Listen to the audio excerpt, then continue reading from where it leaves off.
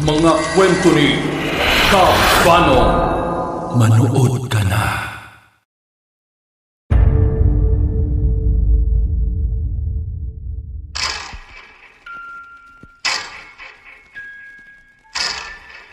Papalayain ko kayo ngayon. Pero kapag nalaman ko na minamanmanan niyo pa ako, baka ipatumba ko na kayong dalawa. Mula rin bukas, wag na kayong papasok sa bawangan ko. Pati ang tatay mo. Pati na rin yung isa mong kaibigan na mukhang tuko. Ano? Bakit natatakot ka lumapit? Dahil ba kahinaan mo ang pilak? Sinong nagsabing natatatakot ako? Sa tunay na hindi ko kailangan malaman pa ang mga nalalaman mo. Ang mga ginagawa mo ngayon ay sapat ng dahilan para masabi kong wala kang may dudulot na maganda sa sangkatauhan.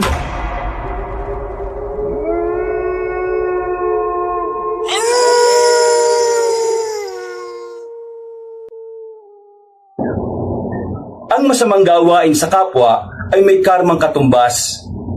Hindi man ngayon, pero maaring sa mga susunod na bukas. Pinagpalang araw sa inyong lahat mga kabangers at sa lahat ng mga kayanggaw. Nais kong ibahagi ang isang kwento ng pagiganti at pagbawi. Ito ay nangyari sa baryo namin sa Mindanao. Hindi ko na lang po sasabihin kung saan para sa imahe ng turismo. Sa karanasan na ito, ay natutunan ko na ang maling gawain sa kapwa ay talagang bumabalik sa iyo sa tamang panahon. Mas malupit, mas masaklap, at mas madugo. Pinuno ng kilabot ang baryo namin noon, at ang pinagmula ng mga kilabot na yon ay walang iba, kundi ang mga aswang. Mga aswang na ang tanging layunin ay maitama ang mga mali sa paraan na alam nila.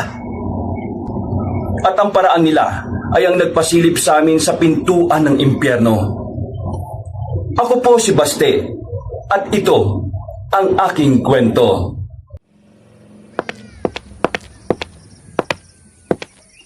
Visit ng mga tamad na ito, oo! Kanina pa tapos ang break time ninyo pero nandun pa rin kayo sa kanto. Ano bang ginagawa niyo doon, mga hinayo pa kayo? Mga inutel! Huwag na kayong babalik kinabukasan, ha? Dahil tanggal na kayo! Pa, tingnan mo si Aling Petra, oh. High blood na naman dun, ah. Sino ba naman kasing hindi ma-high blood dyan, anak? Mga siraulo kasi yung mga yun, eh. Sinabihan ko na kanina na bumalik na rito sa bawangan. Aba, ang sasarap ng buhay dun sa kanto. Akala siguro nila hindi babalik si Petra. Sino ba kasi nagpasok sa mga yan? Tanggal na sila ngayon, oh. Kakapasok lang ng mga yun nung Lunes, ah. Sino bang mahilig magpasok ng tao dito, di si Francis? Lahat naman ang nilalagay rito, mga tamad. Puro pasarap. Kapag wala si Petra, tatamad-tamad at ang babagal kumilos. Pa, tawag yata kayo na Aling Petra, oh. Nako, idadamay na naman yata tayo sa init ng ulo.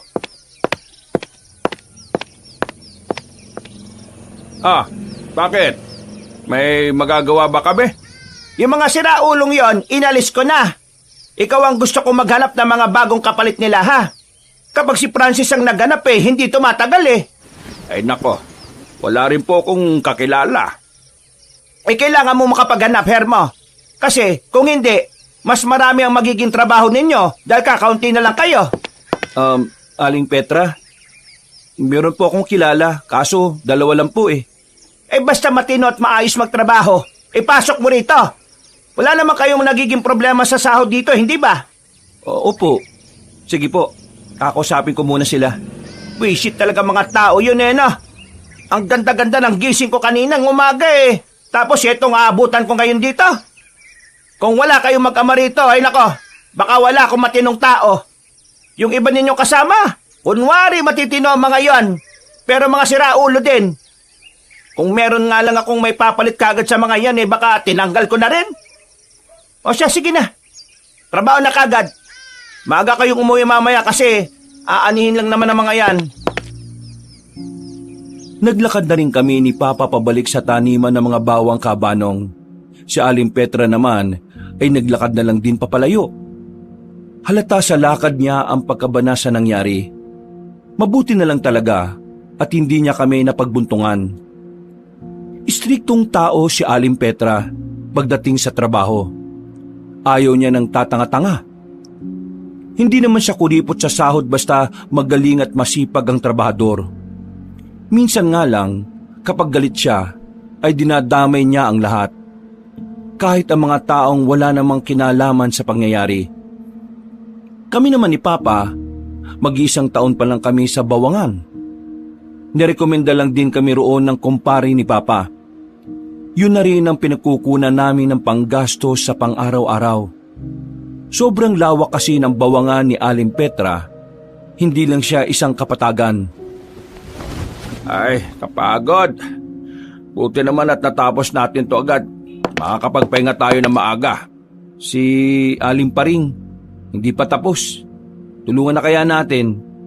Hayaan mo sila dyan. Inuuna kasi nila yung chismis kaysa trabaho kaya gaul sila sa oras ngayon eh. Ang mahalaga, natapos natin ang sa atin. 4 na sako rin to.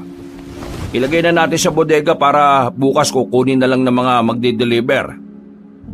Napatingin na lang ako ulit kina Aling Paring at sa kasama niya pang kapwa matanda. Totoo naman kasi mga chismosa mga yon, pero hindi ko pa rin maiwasang hindi maawa. Aabutin na naman kasi sila ng gabi sa Bawangan.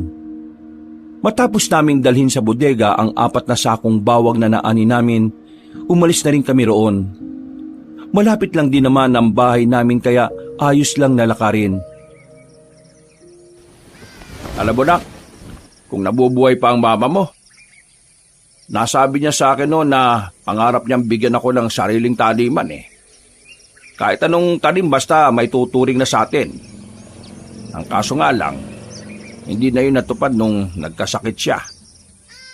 Nakukonsensya nga ako eh, kasi dapat ako yung nagbibigay sa kanya ng ganon. Pero siya pa nagsabi. Naiintindihan naman namin ni Mama yung nangyari. At saka, si Mama kasi ang may pera nun pa. Kaya si Mama ang may kakayahang makapagbigay ng ganun sa atin. Di ba, ganun naman sa pamilya. Kung sino ang meron, siya muna. Kung hindi lang siguro umepal yung mga kapatid niya, mas malaking mana sana ang napunta sa kanya. Sa akin mga kapatid niya eh. Kahit si Mama mo, iniwan ang lahat ng yaman ng ama nila. Dinoktor nila mga papeles para maliit lang ang mapunta sa mama mo. Pero kahit na ganon, magpasalamat pa rin tayo kasi may napunta sa atin. Kahit papano naipaayos naman natin yung bahay natin na dating kubo-kubo lang. Wala naman talaga nagagawang magandang kasakiman sa mundong ito pa. Tingnan mo yung mga politikong korap. Marami nga silang pera. Pero palaging nasa panganib ang buhay nila. Pwede silang makulong. Pwede rin naman silang mamatay. Kaya nga kung ikaw, kung yayaman ka balang araw, wag kang papasilaw sa milyones ha. Dapat pinaghirapan mo kung anong meron ka. Kasi ang perang hindi mo pinaghirapan, madali lang din mawawala sa iyo. Inakbayan na lang ako ni Papa. Gustong-gusto ko talaga ang mga ganong usapan namin tuwing pauwi kami sa amin. Masasabi ko na maswerte ako na may ganoong klase akong ama. Yung iba kasi, hindi nila ka-close sa mga tatay nila. Samantalang ako, sa sobrang malapit kami sa isa't isa, kilalang kilala niya ang pagkatao ko. Kahit nga utot ko, alam na alam niya kung ano ang amoy eh. Ang mabuti pa, pumunta ka na sa tindahan ni Puring. Kunin mo ron yung binili kong manok kaninang tanghali para makapagluto na ako. Sige pa. Ako na rin magsisibak ng kahoy. Pahinga na muna kayo. O sige. Ay, siya nga pala. Mamayang gabi ha. May gagawin tayo. Matapos kong makapaghugas ng paa at kamay, agad na rin akong lumabas ng bahay at nagtungo sa tindahan. Pauwi na sana ako nang makasalubong ko ang 2 kong kaibigan na si Morong at Nonoy. May daladalang bola, pawis na pawis, pero nakasimangot ang mukha nilang dalawa. Oh, bakit ganyan ang mukha nyo? Wala ko, talo na naman kayo sa pustahan oh. Ito kasing tanga na to eh. Ang sabi ko ipasa sa akin, libre ako sa gilid. Sabi ko, hoy dito dali, pasa mo sa akin. Tira ko kagad. Alam mo ginawa? Ano? Nag-dribble si tanga. Umatras pa ng konti. nakita ng mga kalaban na tumapak siya sa linya. Ayun, turnover. Sinubukan niya pang ang itira kahit step in na siya. Langya, kapos yung tira. Pre, nasa ilalim na ako. Gigilid lang ako ng konti.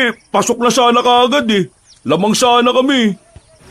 E di, nanalo yung kalaban nyo. Nanalo. Isa lang lamang. Matatanggap ko ba sana kung tinambakan kami?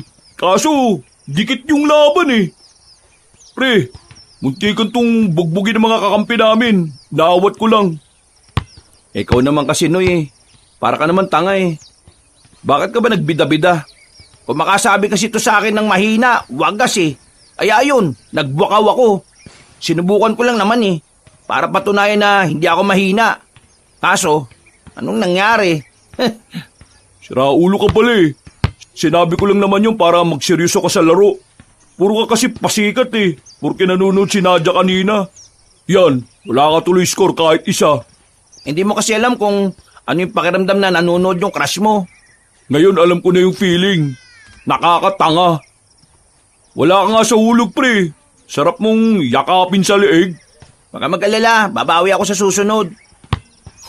Buti sana kung kumampi pa sa atin sila Robert. Ayaw nung ng tanga Bakit? Magkano ba pustahan nyo? 100, isang tao. Tapos itong nagpatalo, wala pang pusta. Inabunuhan lang ni Robert. Ayos lang yan. Bawi na lang siguro sa susunod. Ikaw, saan ka naman pupunta? Pinakuha lang ni Papa yung binili niyang manok kanina kay Aling Puring. Ay, siya nga pala. Baka trip niyong pumasok sa bawangan ni Aling Petra. Nagkatanggalan kasi kanina Baka lang naman gusto niyo Okay naman pasahod ni Aling Petra Kapag natapos nyo ng anihin lahat ng bawang, ano pang gagawin? Siyempre, magtatanim ulit ng bago. Panibagong trabaho yun. Ano, ayaw niyo ba? Sige, pag-isipan ko. Kababanas kasi ako sa mukha ni Aling Petra Alam niyo namang banas ako doon kasi grabe kung matahin si nanay nung nakaraan Naniningi lang ng utang, kala mo kung sino Pag-iisipan ko rin pre. Kapag hindi kami natuloy dun sa pupuntahan namin ni Kuya sa bayan, pasok ako dyan. Kailangan ko na ng sagot niyo bukas mga pre. Wala naman akong pasok bukas kaya puntahan niyo na lang ako sa bahay. Tinapi ko na lang sila sa balikat at pinagpatuloy ko na lang ang paglalakad. Natatawa na lang ako kapag naalala ko kung papaanong kinuwento ni Morong ang katangahan ni Nonoy. Pag-uwi ko sa amin, agad na ring nakapagluto si Papa. Masaya naman ang naging hapunan namin noon. Pagkatapos, inihanda na rin namin ni Papa ang mga gamit namin. Pati na rin ang mga sirang bawang na kasama sa inani namin. Mga bawang na hindi maisasama sa pag-deliver.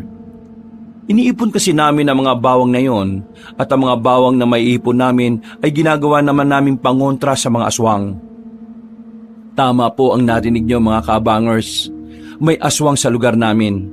Pero hindi namin alam kung nasaan. Ang pinangahawakan lang namin ni Papa ay matagal na naming paniniwala na darating ang araw, bigla na lang magbabalik ang mga nilalang na yon. Noon kasi, ayon sa kwento ni Papa at ng iba pa niyang kakilalang matanda, dating maraming aswang sa amin. Pati na rin sa mga katabing nayon. Pero bigla na lang daw nawala ang mga yon sa hindi malamang dahilan.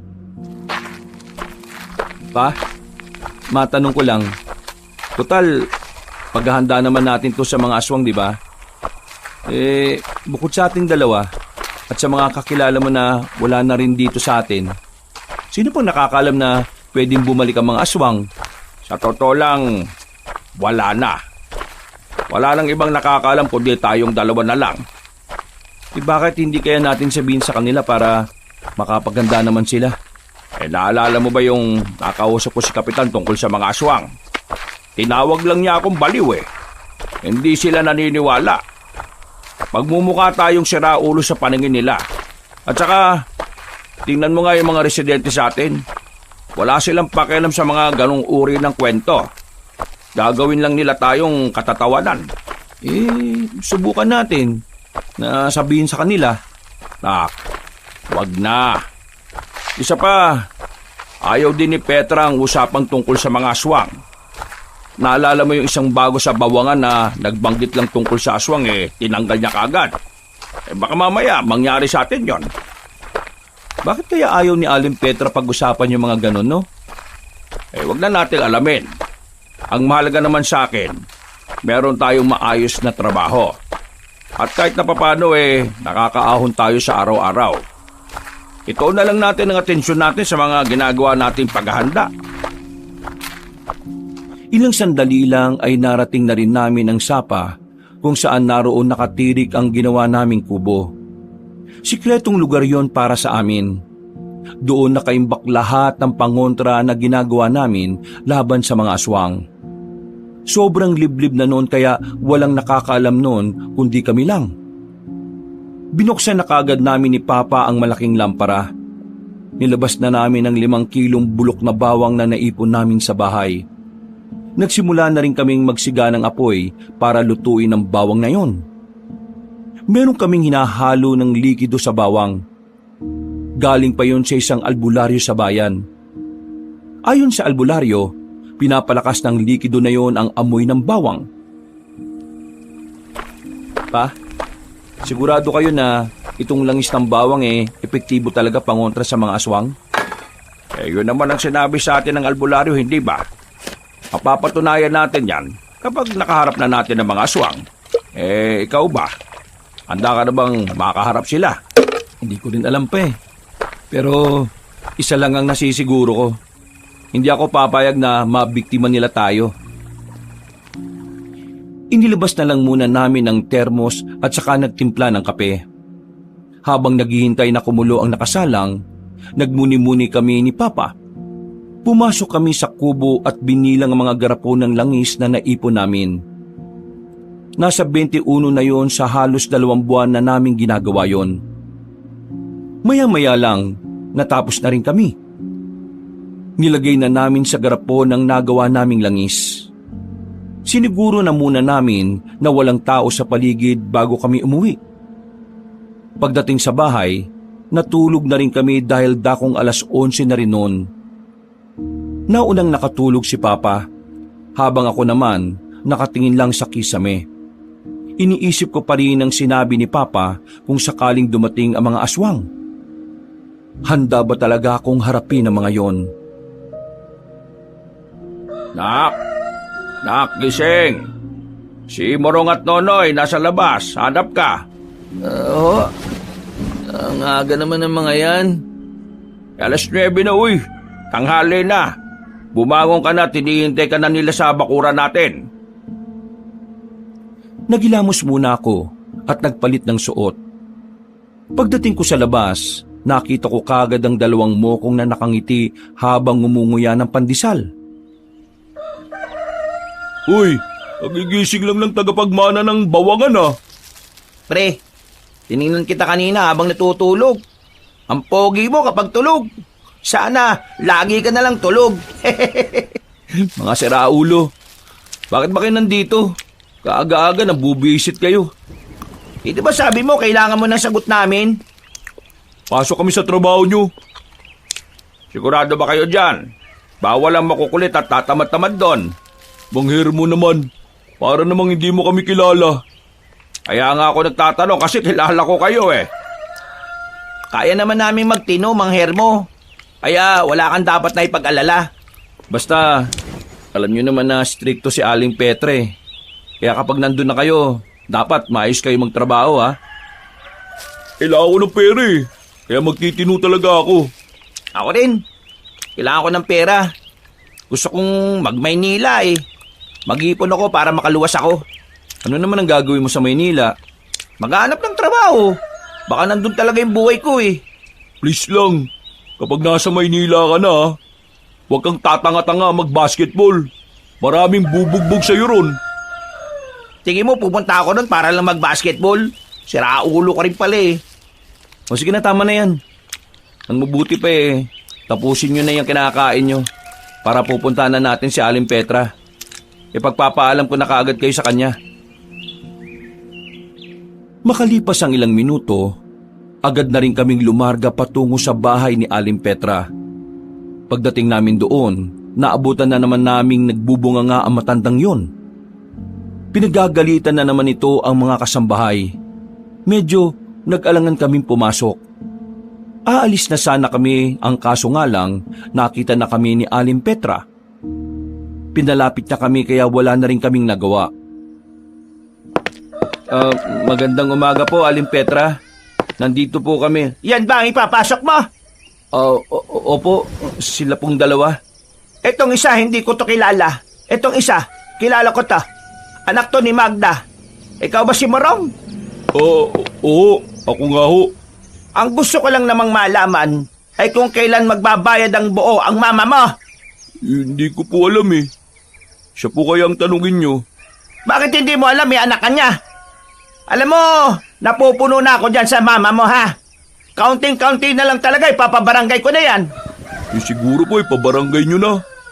Wala rin naman akong magawa eh. Makulit si mama, utang ng utang, wala namang pambayad. Uy, pinagsasabi mo, nanay mo yun, ha? Alam niyo mga pre, tama naman si Aling Petra eh. Ipabarangay ang mga hindi marunong magbayad para matuto, para magtanda, at para magsikap sila sa mga buhay nila. Tatamad-tamad kasi sila kaya ayan, puro utang. Ha? Gusto ko itong kaibigan mo, Baste. Sige, papasukin mo na ito bukas. Ako po.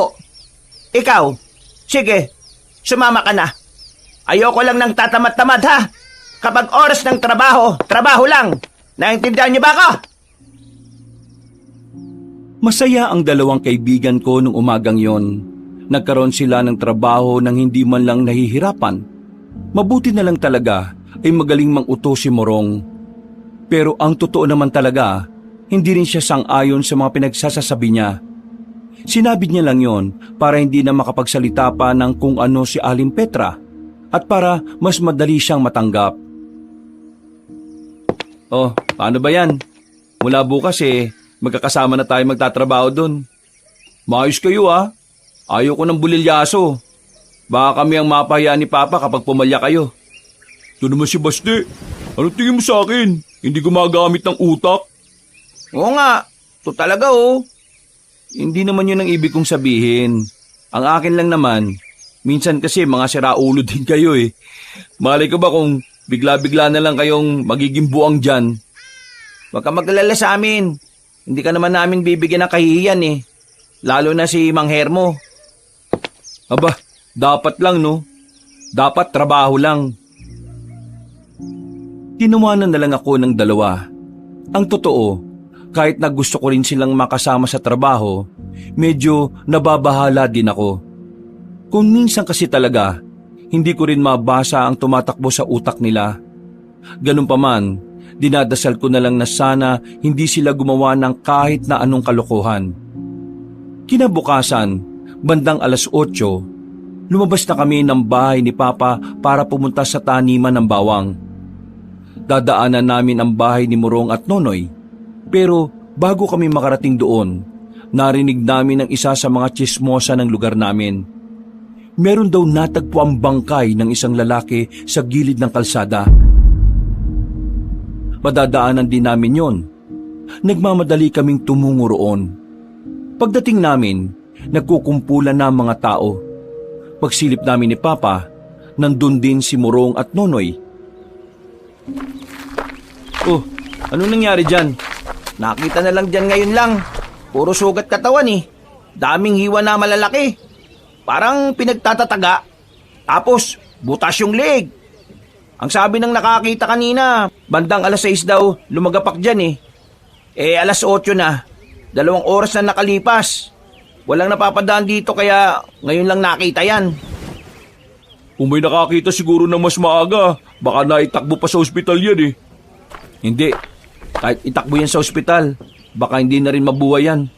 Tingnan nyo nga lasog-lasog yung katawan. Parang tinapon lang dyan habang naghihingalo na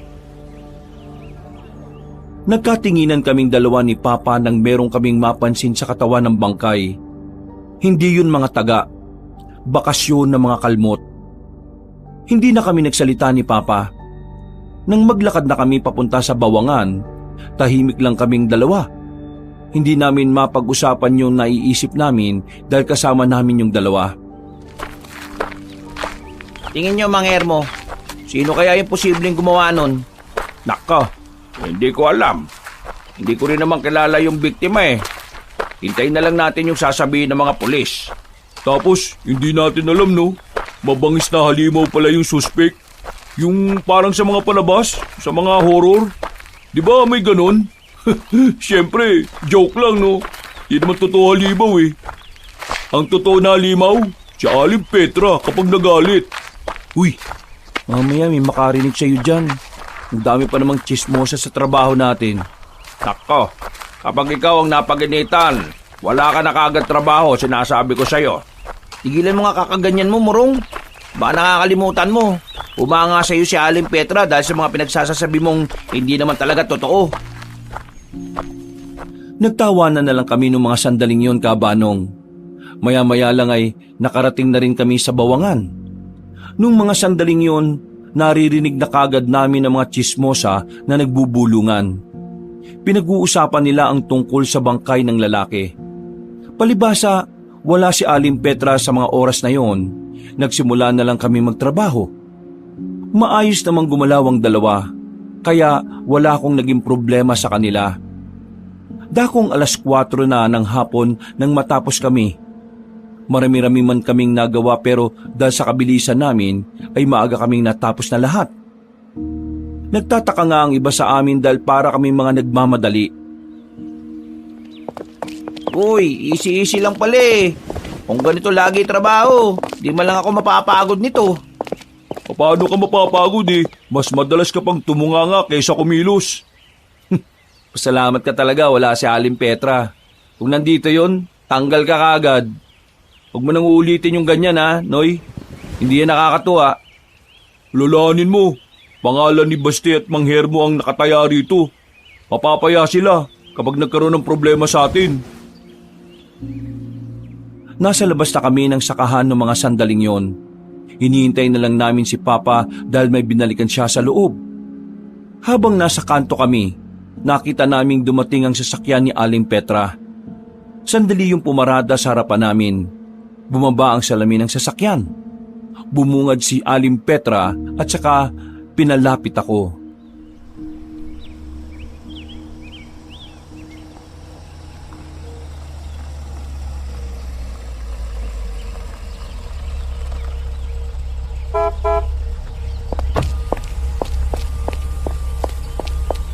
Magandang hapon po, Aling Petra. Ayos naman po ang Bawangan. Natapos na po namin yung mga ginagawa namin. Sino na lang ang naroon? Yung matatanda po, hindi pa rin po sila tapos eh. Ay nako, mga buwisit talaga. Paano? Puro chismis na lang ang ginagawa nila. Ay, siya nga pala. Hindi kami nakadaan doon sa 100. Ano bang meron? Sa may malapit po ba sa bakanting lote? Oo, may inaayos ba ron? Wala naman po.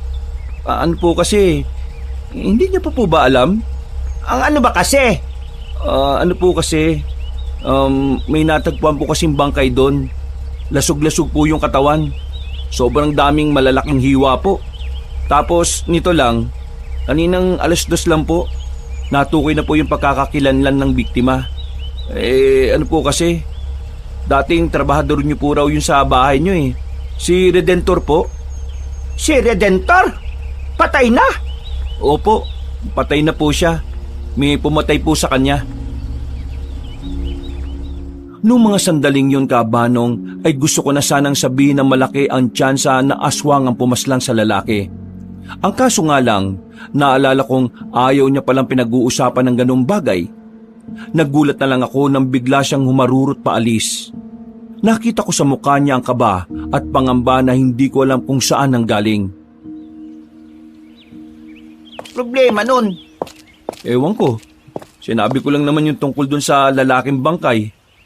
Di ba dati niyang tao yung biktima? Kaya baka nagulat lang siya. Baka nga siguro. Gagi ka pre. Baka naman nagalit sa'yo. Baliw, hindi. Kilala ko pag nagagalit yun. Sisigawan ka kagad nun. Nakibit balikat na lamang kaming tatlo ng mga sandaling yon, Kabanong. Maya-maya lang din ay dumating na rin si Papa. Pag-uwi namin, agad naming napag-usapan ang nangyari sa lalaki.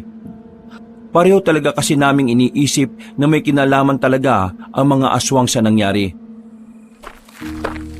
Hindi malabong aswang ang gumawa nun pa, no? Kitang-kita pa lang sa mga hiwa sa katawan ng biktima eh. Ang malaking tanong ngayon, saan kaya yung lungga ng mga aswang na yan? At bakit yung tauhan pa ni Petra ang dinali? Ang tingin ko pa, basta-basta na lang ng biktima yung aswang na yun. Siguro gutom. Kaya kahit sino na lang ang mahila umahatak niya papunta sa dilim. Ano man ang motibo ng aswang na yon, dapat maghanda tayo, anak. Sa oras na magbalik na sila, kawawa ang buong baryo natin. Pa, ano ba talaga meron sa baryong ito? At bakit naiisip mong itong una nilang pupuntahan? Nasabi ko na sa iyo noon, hindi ka talaga nakikinig, anak eh, no? Yung ba yung dahilan na sila ang unang nagmamay-ari ng lugar na ito? Mismo! Nakko, sana lang talaga mali tayo ng inaakala. Sana nga hindi aswang yung dumalid dun sa dating tauhan ni Aling Petra. Hindi maganda ang mangyayari kung magkataon. Napapailing na lang kaming pareho ni Papa. Maya-maya lang ay pumasok na rin kami sa bahay. Maaga kaming natulog noon dahil marami kaming gagawing kinabukasan. Mga bandang 8:00 na kami nakaalis ng bahay. Sakto naman na inaabangan na rin kami pala ng 2 kong kaibigan. Pagdating namin sa Bawangan, mayroong dumating na listahan ng mga transaksyon ni Aling Petra galing Maynila.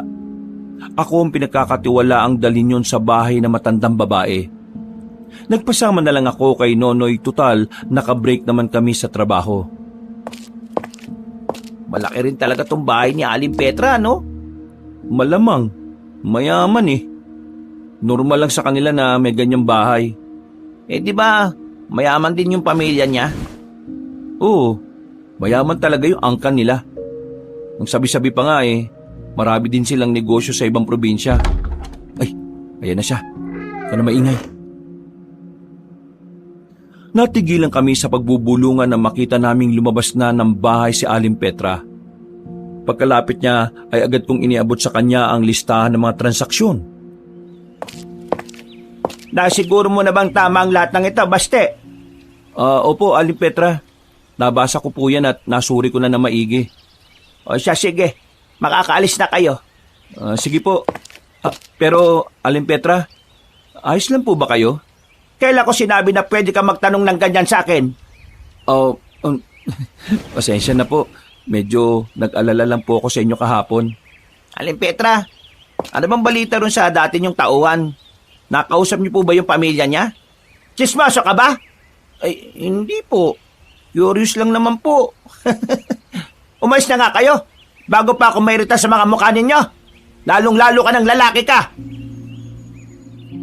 Napakamot na lamang sa ulo si Nonoy nang duru-duruin siya ni Aling Petra. Hindi na kami nagsalita at agad na ring naglakad paalis. Bakit kaya ganun yung ugali na matandang yun, no? Parang pinagli sa sama ng loob eh. Yamo na. Dapat kasi hindi na lang tayo nagtanong eh. Ay, siya nga pala pre. Narinig ko lang dun sa matatanda sa bilyaran. Posible din daw na aswang yung dumalid dun sa biktima. Nang marinig kong sabihin yun ni Nonoy, ay napatigil ako sa paglalakad. Nagtaka naman siya kung bakit. Nabasa niya sa reaksyon ng mukha ko ang pagkabahala. O pre, ayos ka lang ba? Bigla ka yatang naging seryoso ah. Takot ka ba sa aswang? Ay mali, naniniwala ka ba sa aswang? Kung sasabihin ko ba sa iyong oo, naniniwala ako sa aswang, maniniwala ka bang may aswang? Ang kwento kasi sa akin ng lola ko dati, totoo naman daw yung mga aswang na yan.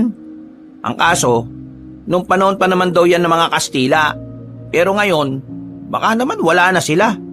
Kaya hindi na rin ako ganong naniniwala na aswang yung gumawa nun sa biktima eh. Niisip namin ni Papa, aswang yung gumawa nun. Paano nyo naman nasabing aswang? Anong pruweba nyo? Yung mga hiwa, malalaking hiwa. Yung butas sa leeg. Sa palagay namin, butas yun para mas madaling sipsipin yung dugo ng katawan. Kitang-kita mo naman, di ba? Putlang-putla yung kulay ng lalaki. Parang tuyot na rin. Kaya ang nasa isip namin ni Papa, posibleng aswang nga. Nakakapagtaka rin kasi na magkaroon ng kaaway yun eh. Malinis naman ang record niya sa barangay. Sabi rin ng ibang dating tauhan ni Aling Petra, mabutit mabait naman daw yung lalaking yun. Kung aswang man ang pumatay doon, sigurado akong hindi naman tatagal yun dito sa atin eh. Ang dami ba namang siraulo dito? Ewan ko na lang kung mabuhay pa siya rito.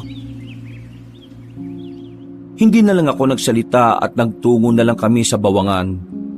Pinagpatuloy na lang namin ang pag-ani ng mga natitirang tanim na bawang. Dakong 6:00 na kami natapos. Yung matatandang kasama kasi namin ay maagang nagsiuwian kahit hindi pa tapos ang ginagawa nila. Wala kaming nagawa nila Papa kundi kami na lang ang tumapos. Kapag naabutan kasi kami ni Aling Petra kinabukasan, kami naman ang mayayari. Hindi naman gaanong nakakapagod ang ginawa namin. Masakit lang talaga sa likod dahil sa kakayuko. Habang naglalakad kami pauwi, napatigil kami nang merong kaming marinig ng malakas na tunog ng paniki. Medyo kinabahan ako noon, Kabanong. Ayon kasi sa nabasa ko, parang ganun na ganun din ang tunog ng isang wakwak o tiktik. Pero hindi namin gaanong pinansin. 6:00 pa lang naman noon, kaya ang nasa isip ko, wala namang mga ngaswang ng ganoong kaaga. Malapit na kami sa baryo namin nang marinig namin uli yun. Pagtingala namin sa itaas, nakita namin ang malaking paniki na naglambitin sa sanga ng isang puno. Malaking paniki siya. Hindi normal ang pagkalaki niya. Yung pre oh, baka aswang na yan. Awu! Uy, tigil mo nga yung kakaganyan mo. Nakakairita ka. O bakit? Takot ka rin ba sa aswang? Takot ka ano? Takot ka bali. Takot ka. Bakit naman ako matatakot sa hindi ko naman pinaniniwalaan? Tahimik lang kaming dalawa ni Papa noong mga sandaling yon. Nakatingin lang kami sa malaking paniki. Sinusuri namin kahit na medyo malayo kami. Nagkatinginan kaming dalawa ni Papa. Nagsenyasan. Sa tingin na yon, alam na namin na ang paniking nakikita namin ay hindi lang basta paniki. Isa yung aswang. Kinakabahan kaming dalawa ng tatay ko. Kumpirmado na naming meron ng aswang na gumagala sa baryo namin. Kaso ang problema, hindi naman namin alam kung dapat ba naming sabihin sa iba o hindi. Nababahala naman kasi kami na baka magalit sa amin ng mga pamunuan ng barangay at isiping nananakot lang kami. Mangher mo, Basti, ayos lang ba kayo? Kanina pa kayo nakatingin sa paniki na yan ah. Kayo dalawa, mauna na kayo maglakad. Susunod na kami.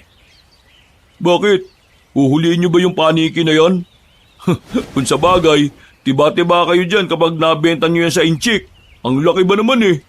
O sige, una na kami. Bukas na lang ulit ah. Nang masiguro naming wala na sila Murong at Nonoy, mas lumapit kami sa nakasabit na paniki. Pero bago pa namin yun magawa, bigla na lang siyang lumipad papasok sa kagubatan. Bah, di ba delikado kung papasok tayo ng gubat? Lalo na aswang yun. Baka mamaya, pinapakagat niya lang tayo. Ako na lang mag-isa. Hintayin mo na lang ako rito. Hindi, sasama na ako. Mas delikado kung mag-isa ka lang. Kailangan nating masundan ng paniking yon para malaman natin kung may kasama pa ba siya o wala na. Handa mo, itak mo. Baka may makainkwentro tayo. Noong mga sandaling yon, Kaabanong, aminado kong sobra kong kinakabahan. Alam ko kasing malaki ang tsansa na mapahama kami. At bukod pa ron, yun din ang unang beses na gagawin naming sumunod sa isang aswang. Ganun pa man, nilaksan ko na lang ang loob ko. Hindi ko rin naman kasi kayang pabayaan na lang ang tatay ko sa gubat. Habang naglalakad kami ng mabilis sa kagubatan, naisipan namin gamitin ang daladala naming flashlight na sira-sira na rin. Mahina ang liwanag na meron yon pero pinagtiyagaan na lang din namin. Napalayo na kami pero hindi kami nakaisip na umatras. Sinuyod namin ang tingin ng paligid. Wala kaming nakita.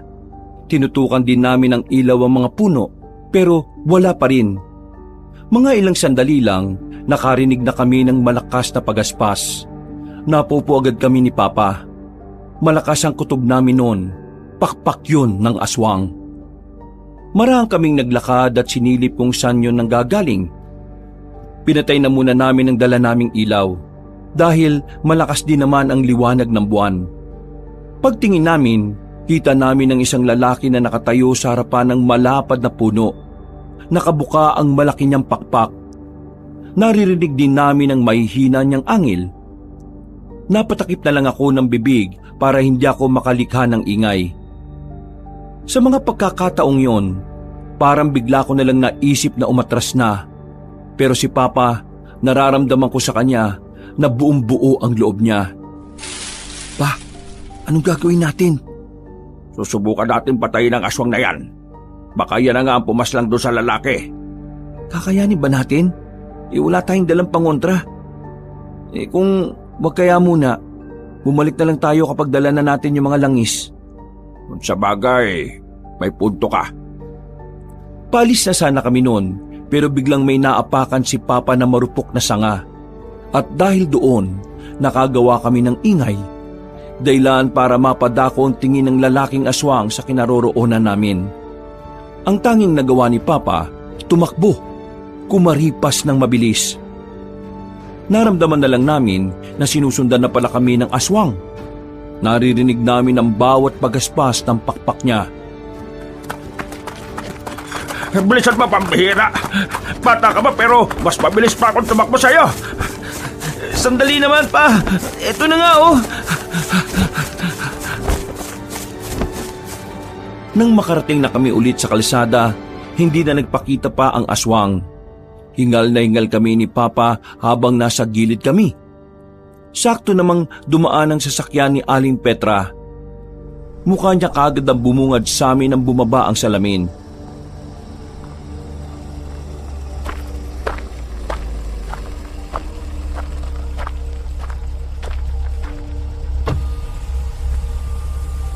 Samahan niyo ako sa bahay.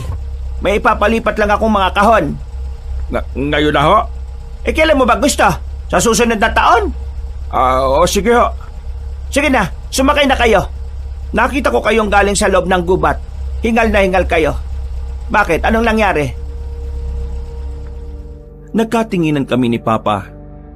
Nag-isip kami ng ibang dahilan dahil alam naming ayaw ni Aling Petra ang usapang aswang. Mabuti na lang ay mabilis ako nakapag-isip ng mga sandaling yun. Ano po?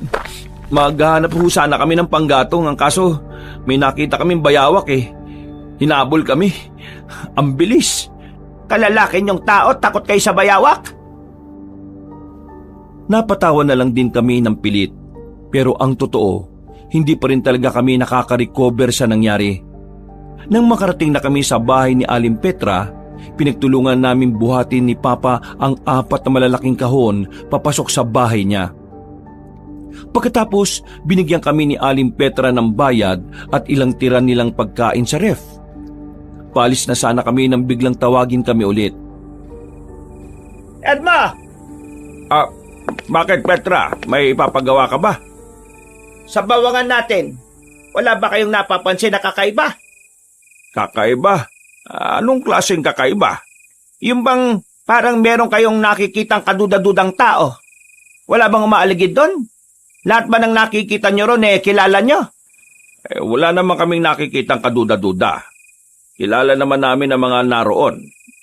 Bakit? Ano bang problema? Wala naman. Gusto ko lang malaman kung nasa maayos kayong kalagayan doon. Tungkol ba ito sa dati mong tauhan? Huwag ka na magtanong dahil ayaw kong pag-usapan yan ngayon. Sige na, umalis na kayo. Sige ho. Maraming salamat ho. Nakauwi naman kami ni Papa ng ligtas sa amin.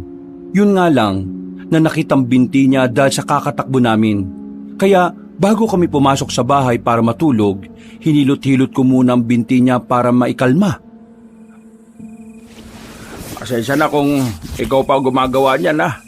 Hindi ko na rin kasi maabot ng maayos yung binti ko, nak eh. Ano ba kayo pa? Hindi mo naman kailangan humingi ng pasensya anak mo ko eh. Obligasyon ko rin naman na alagaan ka, lalo na tumatanda ka na. Hindi mo pwedeng gawin yan habang buhay, nak. Darating ang araw magkakapamilya ka. Kaya dapat handa ka sa mga panahon na kailangan mo nang iwan ng ganitong gawain para sa ama mo. Habang wala pa akong pamilya, sisiguraduhin ko na maaalagaan kita. Sebastian, anak, huwag mo namang ikulong ang sarili mo sa pag-intindi sa akin. Alam mo, hindi obligasyon ng anak na alagaan ng mga magulang niya kapag tumanda na. Kaya hindi mo ito gagawin habang buhay, ha? Hindi obligasyon? Malaki ang utang na loob ng mga anak sa mga magulang nila. Hindi rin obligasyon ng anak na tumanaw ng utang na loob sa mga magulang. Kasi lahat ng ginagawa ng magulang, yun ang dapat. At hindi yun dapat isinusumbat sa mga anak. Sige, hindi obligasyon na alagaan ng magulang o tumanaw ng utang na loob. Pero para sa akin, ang isang anak, obligasyon niyang iparamdam pa rin ang pagmamahal niya sa mga magulang, lalo na sa mga oras na hindi na nila kayang gampanan ng tama ang pagiging haligi o ilaw. Nakto, lumalalim na ang pananalita mo, anak, ah. Pero alam mo, masaya ako at proud ako sa iyo. Kahit mag-isa na lang kitang pinalaki, lumaki ka naman ng tama. Nasa dugo naman kasi natin ang pagiging mabuting tao pa. Si Mama, mabuting tao. Ikaw, ganun din. Kaya wag na kayong magtaka. Yan ang pwede nating ipagmalaki, anak. Sandali kaming natigil sa masayang usapan namin nang biglang humangin ng malakas. Nang maramdaman namin ang lamig ng klima, agad na nagbalik sa alaala namin ang nangyari sa gubat at kung ano man ang nakita naming kahindik-hindik doon. Kailangan nating mas mag-ingat. Nakilala kaya tayo ng aswang? Yun nga ang hindi natin alam. Kaya dapat mas mag-ingat tayo. Kasi wala tayong ideya na baka nakakasalubong na pala natin siya sa daan. Paano kung bumili na tayo ng langis na lana sa albularyo para malaman natin kung may aswang sa paligid? Alam mo naman ang mga albularyo sa bayan. Kung tumubo akala mo mayayaman ang binebentahan nila. Ang mamahal. Saka, tingin ko saka na natin bilhin yan. Wala pa tayong pera ngayon Magtatanong-tanong na lang ako sa mga kakilala ko sa kabilang baryo kung anong magandang ipalit sa langis ng lana. Tumango na lang ako bilang pagsang-ayon. Maya-maya ay natulog na lang kami. Kinabukasan, mas maaga kaming umalis ng bahay. Pinuntahan kasi namin ang kubo namin sa sapa. Kumuha kami ng isang bote ng langis na ginawa namin. Pagkatapos, nagtungo na rin kami sa bawangan. Nilibang na lang muna namin ang aming mga sarili sa trabaho. Kahit papaano, nakakalimutan namin ng pansamantala ang mga nangyari. Ayos! Tapos na ako rito. Kailan ba sahod natin? Wala ka pang 5 araw dito, sahod ka agad nasa utak mo no? Alam nga namang ikaw ang nasa utak ko. Mas nakakakilabot naman yun, di ba? Ew, kadiri ka. Kailangan mo ba ng pera, Noy? Oo Pautangin niyo ba ako, Manghermo? Hindi. Subukan mo lang na bumalik kay Petra. Wag na. Baka mamaya tanggalin pa ako ng bigla Ay, siya nga pala. Narinig namin kanina ron sa matatandang chismosa. Si Aling Petra daw, nakita nila kagabing lumabas ng bahay. May mga kasama mga lalaki. Tapos, parang natataranta daw. Ay, oo. Yan nga yung usapan kanina. Yung mga kasama raw ni Aling Petra, may mga dala raw na parang katana o itak ba yun? Sigurado ba kayo sa sinasabi nyo? Narinig lang naman namin yun. Sinabi lang din namin sa inyo. Sa sinabing yon nila Morong at Nonoy, bigla na akong napaisip. Mula kasi nang mangyari ang pagpatay sa dati niyang tauhan, napapansin ko na parang hindi na siya mapakali lagi. Wala na nga siyang oras na pagalitan yung matatandang chismosa sa trabaho. 2 araw na rin siyang hindi nadalaw sa bawangan. Tapos para bang palagi na lang siyang wala sa sarili. Dakong 5:00, tapos na kami sa mga gawain namin. Bago kami umuwi, dumaan na muna kami sa kilalang tindahan ng lomi sa lugar namin. Malapit lang din yun sa bahay ni Aling Petra. Nalibang kami sa kwentuhan habang kumakain, kaya inabot na kami roon ng gabi. Magbabayad na sana kami sa tindera nang meron kaming makitang lalaki na naglalakad. Pagyewang-gewang at papalapit siya sa lumihan. Nung una, inakala namin na baka lasing lang yung lalaki. Pero nang makalapit na siya sa amin at nang pumwesto siya sa ilalim ng poste ng ilaw, doon na namin nasilayan ang karumal-dumal na sinapit niya. Tapyas ang pisngi ng lalaki. Sugatan ng buong katawan. Puro hiwa at umaagos pa ang dugo sa dibdib niya. Nagsasalita siya pero hindi na namin maintindihan. Napatayo na kaming apat. Hindi pa kami nakakalapit, bumagsak na ang lalaki. Gagi! Ano nangyari dyan? Uy! Tumawag kayo ng tanod! Kailangan ng mobile dito! Bilisan nyo! Natataranta na ang mga tao sa mga oras na yon. Nabulabog ang tahimik na lumihan, Kabanong. Habang kami naman ni Papa, nakatingin lang sa kawawang lalaki. Nang lumapit pa kami ng bahagya, nalaman namin na ang lalaking yon ay kasalukuyang tao ni Aling Petra sa bahay niya. Malaking palaisipan para sa amin yon. 2 sunod na biktima na may koneksyon din kay Aling Petra. Mga ilang minuto lang ang nakalipas, dumating na rin ang mga tanod. Aabutin pa sana ng 1 oras ang pagdating ng mga pulis, kaya nagpasya na nga ang tanod na isakay ang biktima sa tricycle nila. Humihinga pa kasi ang lalaki kaya nagkasakali silang baka maagapan pa. Ang kaso, wala pa sila sa ospital, bumigay na rin yon. Kami naman, naiyon pa rin kami sa lugar kung saan bumagsak ang biktima. Hindi kami makapagsalita ni Papa. Kita ko sa mukha niya ang kaba. Ako naman ay pinagpapawisan ng malamig. Grabe na talaga nangyayari sa atin ngayon, no? Sino ba kasing taong may kayang gumawa ng bagay na yon? Walang puso ang putik. Yung lalaki, hindi naman talaga umabot. Hindi na eh. Sabi ng mga tanod, naihina daw habang nasa tricycle sila. Tapos, sumuka ng maraming dugo. Meron daw sinasabi yung lalaki eh. May sinasabi siya. Ano? Nasabi ba sa'yo ng mga tanod? Narinig ko lang kay Tiyo. Kausap niya kasi kapitbahay naming tanod eh. Ang sabi, ang huling sinabi raw ng lalaking yon bago mamatay, aswang. Aswang? Nagkatinginan kami ulit ni Papa. Ako naman, Kabanong, pasimpleng inilibot ang tingin sa lumihan. Pati na rin sa labas, pero wala akong nakitang kahina-hinala. Maya-maya, nagpaalam na rin kami sa kanila matapos magabot ng bayad sa kinain naming lomi. Sa pagmamadali naming maglakad, isang babae ang nakabanggaan ni Papa sa daan.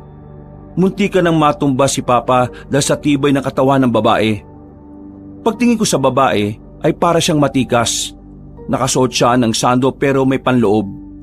May mga taling nakalagay sa pagkabila niyang braso. Meron din siyang panyo sa ulo at ang buhok naman niya ay kulot. Mas lalo siyang nagmukhang maangas dahil morena siya, pero halata na maganda rin siya. Pa, ayos ka lang? Ikaw naman kasi masyado ka nagmamadali eh. Pasensya na po. Hindi rin po ako nakatingin kaya nabangga ko kayo. Pasensya na po talaga. Hindi. Huwag kang gumingi ng pasensya. Ako ang may kasalanan. Malalim ang iniisip ko kaya hindi ko napansin na makakasalubong na pala kita. Ikaw ba, Iha? Nasaktan ka ba sa banggaan natin? Huwag niyo po akong intindihin. Ayos lang po ako. Pasensya na po ulit. Hindi ka taga rito, miss? Hindi eh. Napadaan lang. Umuwi ka na sa inyo. Delikado rito sa amin ngayon. Delikado? Bakit? Basta, delikado. Hindi ligtas kapag gabi rito. O sige na, Iha. Umuwi ka na sa inyo. At kami rin pauwi na rin. Pasensya na ulit, ha? Nginitian na lang kami ng babae. Naglakad na rin siya palayo. Bakit na? Type mo ba yung babaeng yon? Hindi ko yung type pa. Hindi ko lang alam kung bakit parang may kakaiba sa babaeng yon. Hindi naman yata siya aswang pero may kakaiba talaga sa kanya eh. Nahihiwagaan ako. Ganyan na ganyan din ang pakaramdam ko nung unang beses kong makita ang mama mo. Po? Talaga tong si Papa oh, puro kalokohan. Oy, hindi naman kalokohan yon, totoo yon. Pag-uwi namin sa bahay, Naganda na kami ng mga gamit namin para sa posibilidad na pagdating ng mga aswang. Pinahiran na rin namin ng langis ng bawang ang mga patalim na meron kami. Nagpahid din kami sa palibot ng bahay namin sa paniniwalang hindi makakalapit ang mga aswang dahil doon. Bandang 11:00 ng gabi, tahimik na ang paligid. Hindi kami makatulog. Inabot na kami ng umaga na mulat ang mga mata sa kababantay na baka may pumuntang aswang sa bahay. Pero wala. Puyat lang ang napala namin. Buti na lang, wala kaming ganong gagawin sa bawangan nung umagang yon. Habang nag-aalmusal kami ni Papa sa bakuran, dumating si Nonoy at Morong. Bago magsalita, inago pa ni Nonoy ang hawak kong pandesal. Oh, ano na naman chismis tong dala nyo? Hindi to chismis. Ito yung bagong impormasyon na sinabi ng mga pulis sa barangay. Tungkol ito sa mga biktima. Lalo na nun sa lalaki kagabi. Ang sabi ng mga pulis, itong 2 biktima na parehong tauhan ni Aling Petra, nag-a-addict daw pala. Yung lalaki kagabi, kaya raw nakapagsabi ng salitang aswang kasi sabog daw. Ang mga dumali daw sa kanila, hitman. Hitman ang sindikatong kinabibilangan nila. Siguro, itong 2 tinakbo nila yung droga na dapat ibebenta nila. Ay ayun, binalikan siguro sila. Yan bang sinasabi mo beripikado na ng mga pulis? O baka initial na investigasyon pa lang yan? Initial na investigasyon pa lang to. Inisyal pa lang pala. Wala pang kumpirmadong detalye. Kung naman tong si kwento. Sinabi ko lang naman ang nalalaman ko. Ay, teka lang. Nagsasaing nga pala ako. Wait lang ha. Maliligo lang ako. Sige na, dyan na muna kayo. Ito talagang si Nonoy Chismoso rin Hindi pa naman pala sigurado ang mga pulis. Kinakalat na agad yung nalaman niya. Uy Morong, nakikinig ka ba sa sinasabi ko?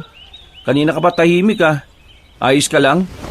Oo, naririnig naman kita Lutang ka Himala. Anong himala? Himala? Wala ka sa sarili mo. Ano bang problema?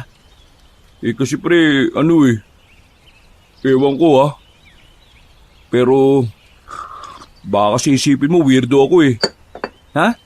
Bakit ko naman iisipin yun? Buti pa sumama ka na lang sa akin. Meron akong ipapakita sa'yo.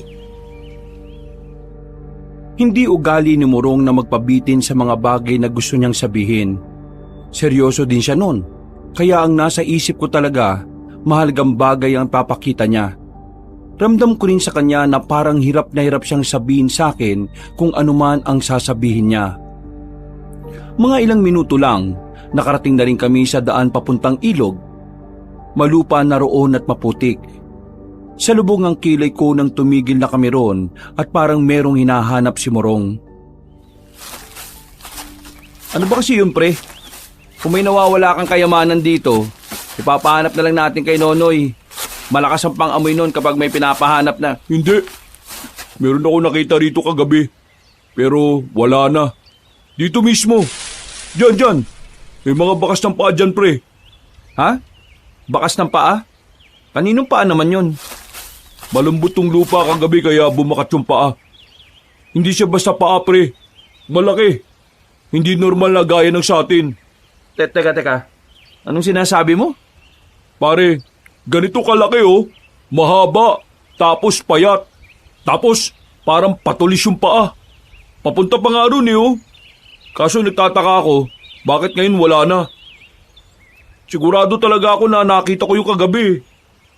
Inutusan ako ni Mama na magigib ng tubig sa ilog. Promise pre, nakita ko talaga yun dito. Bukod doon, meron ko pa bang ibang nakita? Wala na. Yun lang. Pero alam mo, meron ako naiisip. Naiisip na ano? Naisip ko lang bigla yung sinabi ng lalaking biktima kagabi. Yung aswang. Oo pre, alam kong iniisip mo na nabubuong na ako kasi hindi naman ako naniniwala sa mga ganun, di ba? Alam mo yun. Pero bigla ko lang naisip Paano kung yung sinasabi niyang aswang yung mismong pumatay sa kanya? Paano kung yung aswang na yun paan niya yung mga nakita kong bakas dito? Kasi wala rito hanggang doon sa lumihan. Hindi naman malayo, di ba? Palagay ko nga meron din mga dugo dito kagabi. Hindi ko lang siguro napansin kasi madilim. Yung bakas lang talaga ng paa napansin ko kasi malalim yung pagkakabakat pre. Basta. Uy, ano basta? Nakikinig ka ba? Oo pre, nakikinig ako. Naniniwala ako sa'yo. Ha? Naniniwala ka sa akin? Na baka aswang yung gumawa nun sa mga biktima? Oo. Sa katunayan, sa unang biktima pa lang, yun na agad ang iniisip namin ni Papa.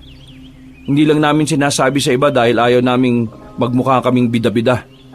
Isa pa, magagalit sa atin ang kapitan. Nakakabuang pre, no? Kilala mo naman ako noon pa, di ba?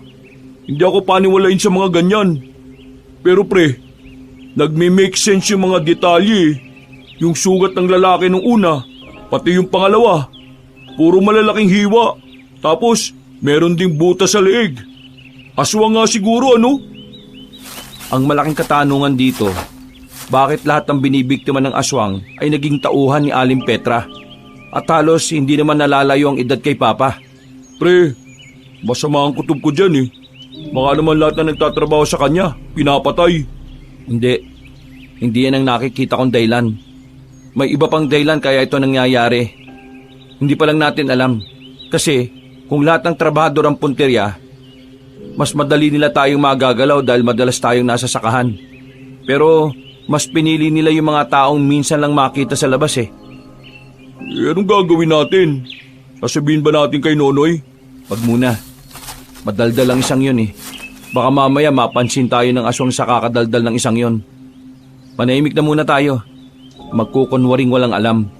Kung makita natin yung aswang, anong gagawin natin? Sa ngayon, hindi ko pa rin alam.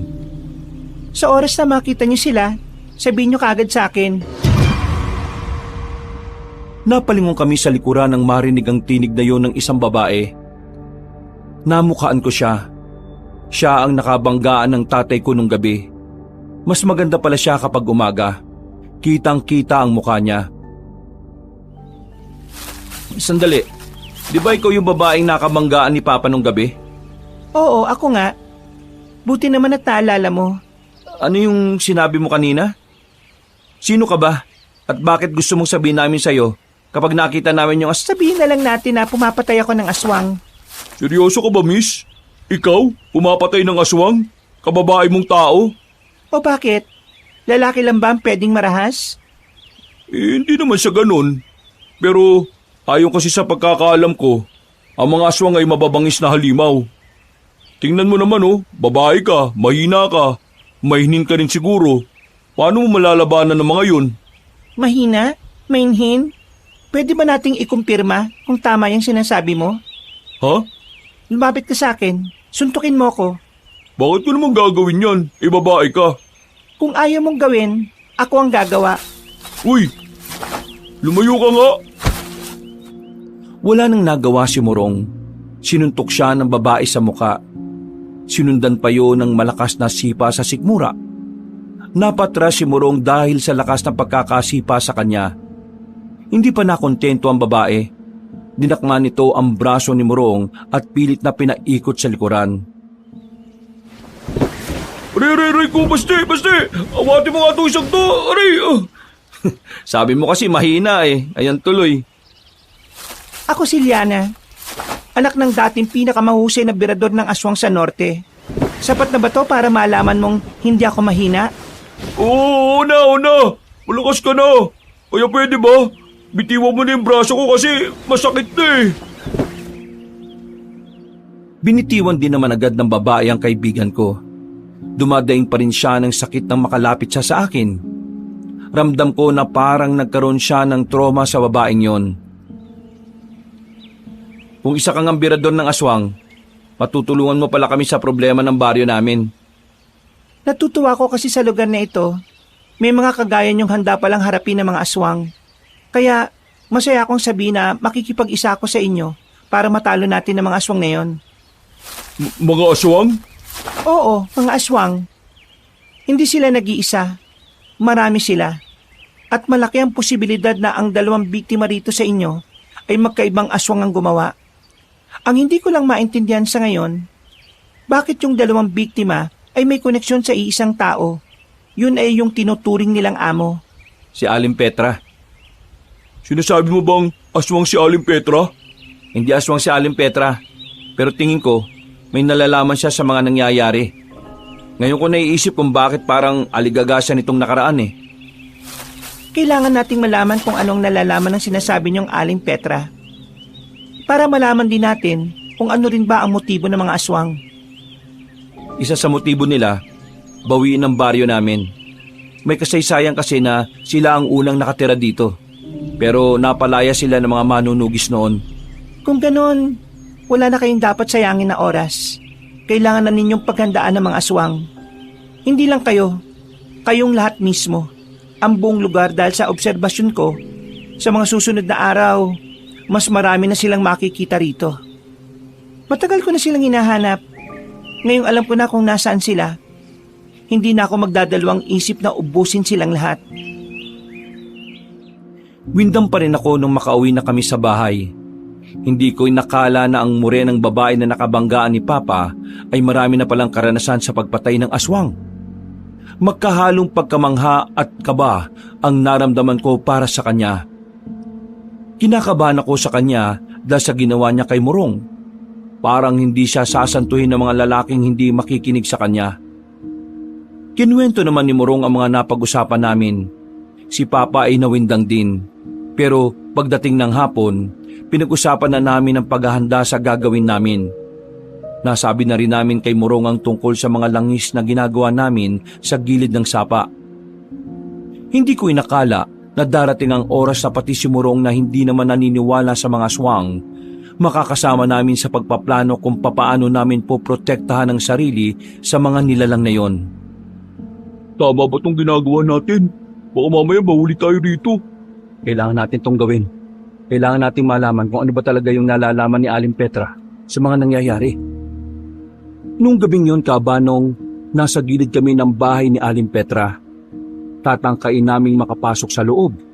Susubukan naming makasagap ng impormasyon mula sa matanda. Sumilip ako sa gilid. May mga nagbabantay pa rin sa harapan. Mas dumami ang bantay nila kumpara nung normal na araw. Halatang may kinatatakutan si Aling Petra nung gabing yon. Bagay na mas lalong nagbigay sa amin ng dahilan para ituloy ang mga binabalak namin. Pagpasok natin dito, rekta sa gilid meron diyang malit na eskinita papunta sa likod ng bahay. Malapit doon sa kusina. Mula ron, pwede nating marinig si Aling Petra na nagsasalita sa sala. Taas naman, balkonahin niya. Kabisado mo Madalas ka ba rito? Naging boy ako rito bago ako nalipat sa Bawangan. Kumuha kami ng tamang pagkakataon, Kabanong. Nang masiguro naming wala namang makakahagip sa amin, ay agad naming inakyat ang pader at dumaan sa gilid. Nang makarating na kami sa likod ng bahay, sumilip kami sa bintana ng kusina. Nakita namin si Aling Petra sa sala. Hawak-hawak ang telepono. At base sa naririnig namin, ay parang nakikipagtalo pa siya. Kailan ba darating ang maraming tao para protektahan ako rito? Ha? Nagpaparamdam na ulit sila, Papa. Ako ang pinipeste ng mga yon dito. Samantalang kayo, nandiyan kayo sa malayo. Nakaiga sa kama at naghihintay na lang kung kailan mamamatay.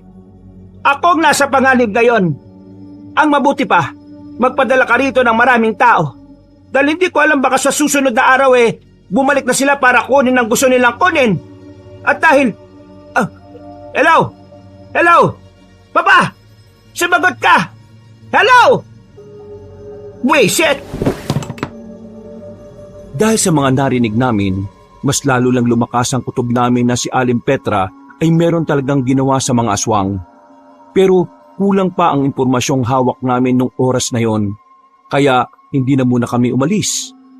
Nanatili pa kami roon ng ilang minuto. Sinubukan pa naming makalapit. Hindi nagtagal, naramdaman na lang naming may nakatutok na baril sa ulo namin. Marahan kaming humarap. Mga tao ni Aling Petra ang nakahuli sa amin.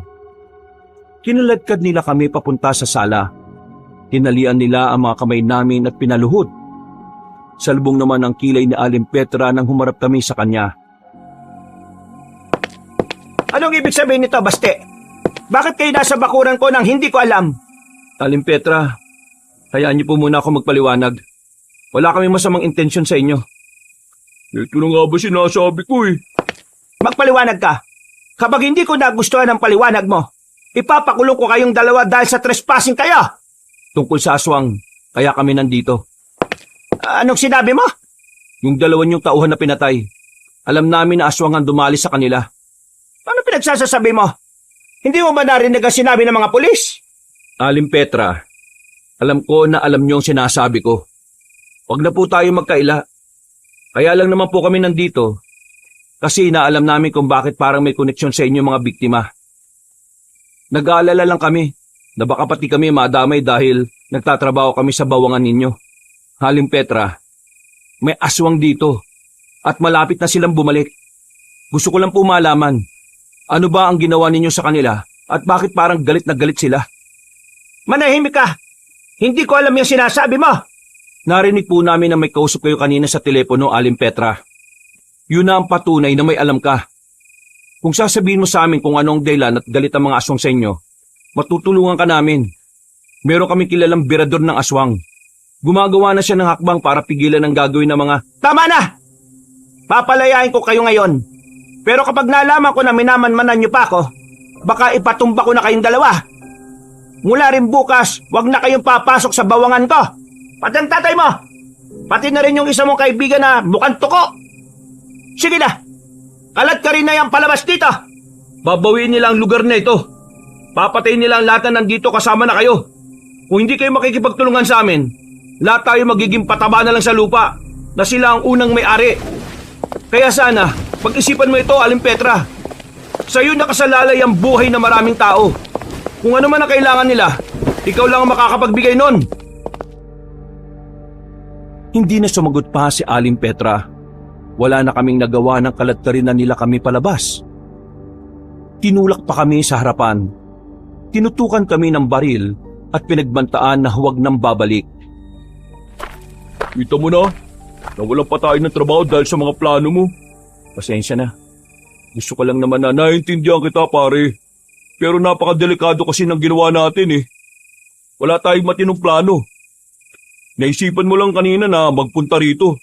Tapos, nagpunta nga tayo. Eto ngayon ang nangyari. Masyado kang nagpadalos-dalos eh. Dinamay mo pa ako. Kainis ka naman oh. Nauna nang naglakad palayo si Morong. Hindi ko naman siya masisisi. Masyado rin talaga ako naging padalos-dalos dahil sa pagnanais na makasagap ng impormasyon. Umuwi na lang din ako. Sinabi ko agad kay Papa ang nangyari. Anong ginawa mo, Nak? Diyos ko naman, oh. Wala na tayong trabaho ngayon dahil dyan sa ginawa mo. At hindi lang tayong nawalan, ha? Yung dalawang kaibigan mo rin. Bakit kasi kumilos ka nang hindi nagsasabi sa akin? Alam mo naman, bantay sarado ang bahay ni Petra. Talagang nagpunta pa kayo ron. Pa, kailangan ng malaman kung anong koneksyon ni Aling Petra sa mga aswang. Kung babagal-bagal tayo, baka mahuli na lahat. Hindi naman tayo magbabagal-bagal. Ang kailangan natin, konkretong hakbang sa mga binabalak natin. Kung hinintay mo lang sana ako, edi pwede ko sana kausapin si Petra ng maayos tungkol doon. Kasi nakakausap ko naman siya ng maayos eh. Wala na. Ito na nangyari. Pasensya na pa. Gusto ko lang namang makatulong na mapuksa yung aswang na yun eh. Oo na. Gusto mo. Gusto ko rin naman eh. Sino bang hindi? Pero hindi mo malulutas ang isang problema kung wala ka namang maayos na mga plano. Ano pa kasing pumasok sa kukote mo at hindi mo kagad ako sinabihan? Hindi na ako nakapagsalita noon, Kabanong. Aminadong mali talaga ang ginawa ko. Kaya hinayaan ko na lang na sermonan ako ng sarili kong ama. Maya-maya lang, kumalma na rin siya. Napapakamot na lang siya sa ulo habang nakatambay kami sa tapat ng bahay. Yung babae, anong pangalan nga nun? Kailangan natin ng tulong niya. Meron akong naiisip na paraan. Anong paraan? Kung hindi natin mapapaamin si Petra sa maayos na usapan, mukhang kailangan na natin puwersahin. Kailangan natin ng babaeng yon. Ibig niyong sabihin, kukunin natin si Aling Petra ng sapilitan? Oo. Kaya kailangan natin si Liana. Dahil siya lang naman ang may kakayahang makagawa nun. Bumuntong hininga na lang ako, Kabanong. Kinabukasan, pumunta sa bahay si Nonoy. Nagtataka siya dahil galing siya sa bawangan, pero pinagtabuyan siya ni Aling Petra. Hindi ko na napigilang sabihin sa kanya ang katotohanan. Sinabi ko ang lahat ng may kinalaman sa pagkamatay ng mga biktima. Sinabi ko lang sa kanya na naghihinala kami sa amo namin. Pero wala akong sinabi tungkol sa aswang. Diyos ko naman, pare naman. Ano pa pumasok sa utak nyo ni Morong? Bakit yun naman pagbibintangan ng amo natin? Amo natin yun eh. Siya nagpapasahod sa atin. Buti sana kung hindi kayo nahuli. Eh tingnan mo, pati ako na walang kamalay-malay, nawalan ng trabaho. Seryoso na ako sa pinapasukan ko, pre. Ngayon, wala na. Pasensya ka na talaga, Noy. Kasalanan ko ang lahat. Ako kasi nakaisip nun eh. Nadami lang talaga si Morong, pati na ikaw. Wala na tayong magagawa niyan. Nangyari na eh. Kilala mo naman si Aling Petra. Hindi na niya babawin kapag nasabi na niya. Ang problema ko lang nito, saan ako ngayon papasok? Maghahanap na lang siguro ako sa bayan. Pasensya na talaga ha. Hindi naman ako galit sa iyo eh. Ayos lang naman. Ganun talaga. Hanap na lang siguro ng ibang trabaho. Hindi ka talaga galit? Hindi nga. Wala naman na tayo magagawa eh. Kung magagalit ako masasayang lang ang lakas ko. Sa susunod na linggo naman, subukan ko na lang sumama sa pinsan ko. Teka, si Murong pala. Di natanggal din. Yun nga. Siya yung galit sa akin. Iniwan niya ako kahapon. Magagalit talaga sa iyo yun. Kailangan na kailangan niya ng trabaho eh. Kaya nga. Kasi ako nagpadalos-dalos eh. O sige pre, dito ka na muna ha. Puntahan ko lang yung pinsan ko. Naglakad na palayo si Nonoy. Ako naman, naiwang nakatulala sa bakuran namin. Maya-maya lang, inutusan ako ni Papa na lumabas ng bahay para bumili ng pananghalian. Papunta pa lang ako sa palengke nang makita ko si Liana sa gilid ng tindahan. Kalmadong kumakain ng tinapay. Agad ko naman siyang nilapitan. Uy, buti na lang nandito ka. Pwede ba kitang maimbitahan sa bahay? Kailangan ka makausap ng papa ko eh. Sandali. Yung pinamanman ko sa inyo, may nakuha ba kayong impormasyon? Tungkol dyan, pumalpak kami. Nahuli kami. Kaya ngayon, kailangan ka namin. Ikaw lang ang makakagawa ng paraan sa naiisip namin ng tatay ko. Napailing na lang ang babae. Sinamahan niya ako saglit bumili sa palengke. At pagkatapos, sabay na rin kaming umuwi sa amin. Pinag-usapan nilang dalawa ang naiisip ng tatay ko na plano. Wala namang problema yon kay Liana. Kaya agad din naman silang nagkasundo. Bandang 11:00, isinabay na rin namin si Liana sa pagkain bilang pagbibigay galang. Sisiw lang yung gagawin ko. Pero ang gusto ko lang masiguro, kung hindi ba kayo mapapahamak pagkatapos kong gawin yon. Ako kasi, kayang-kaya kong tumakas.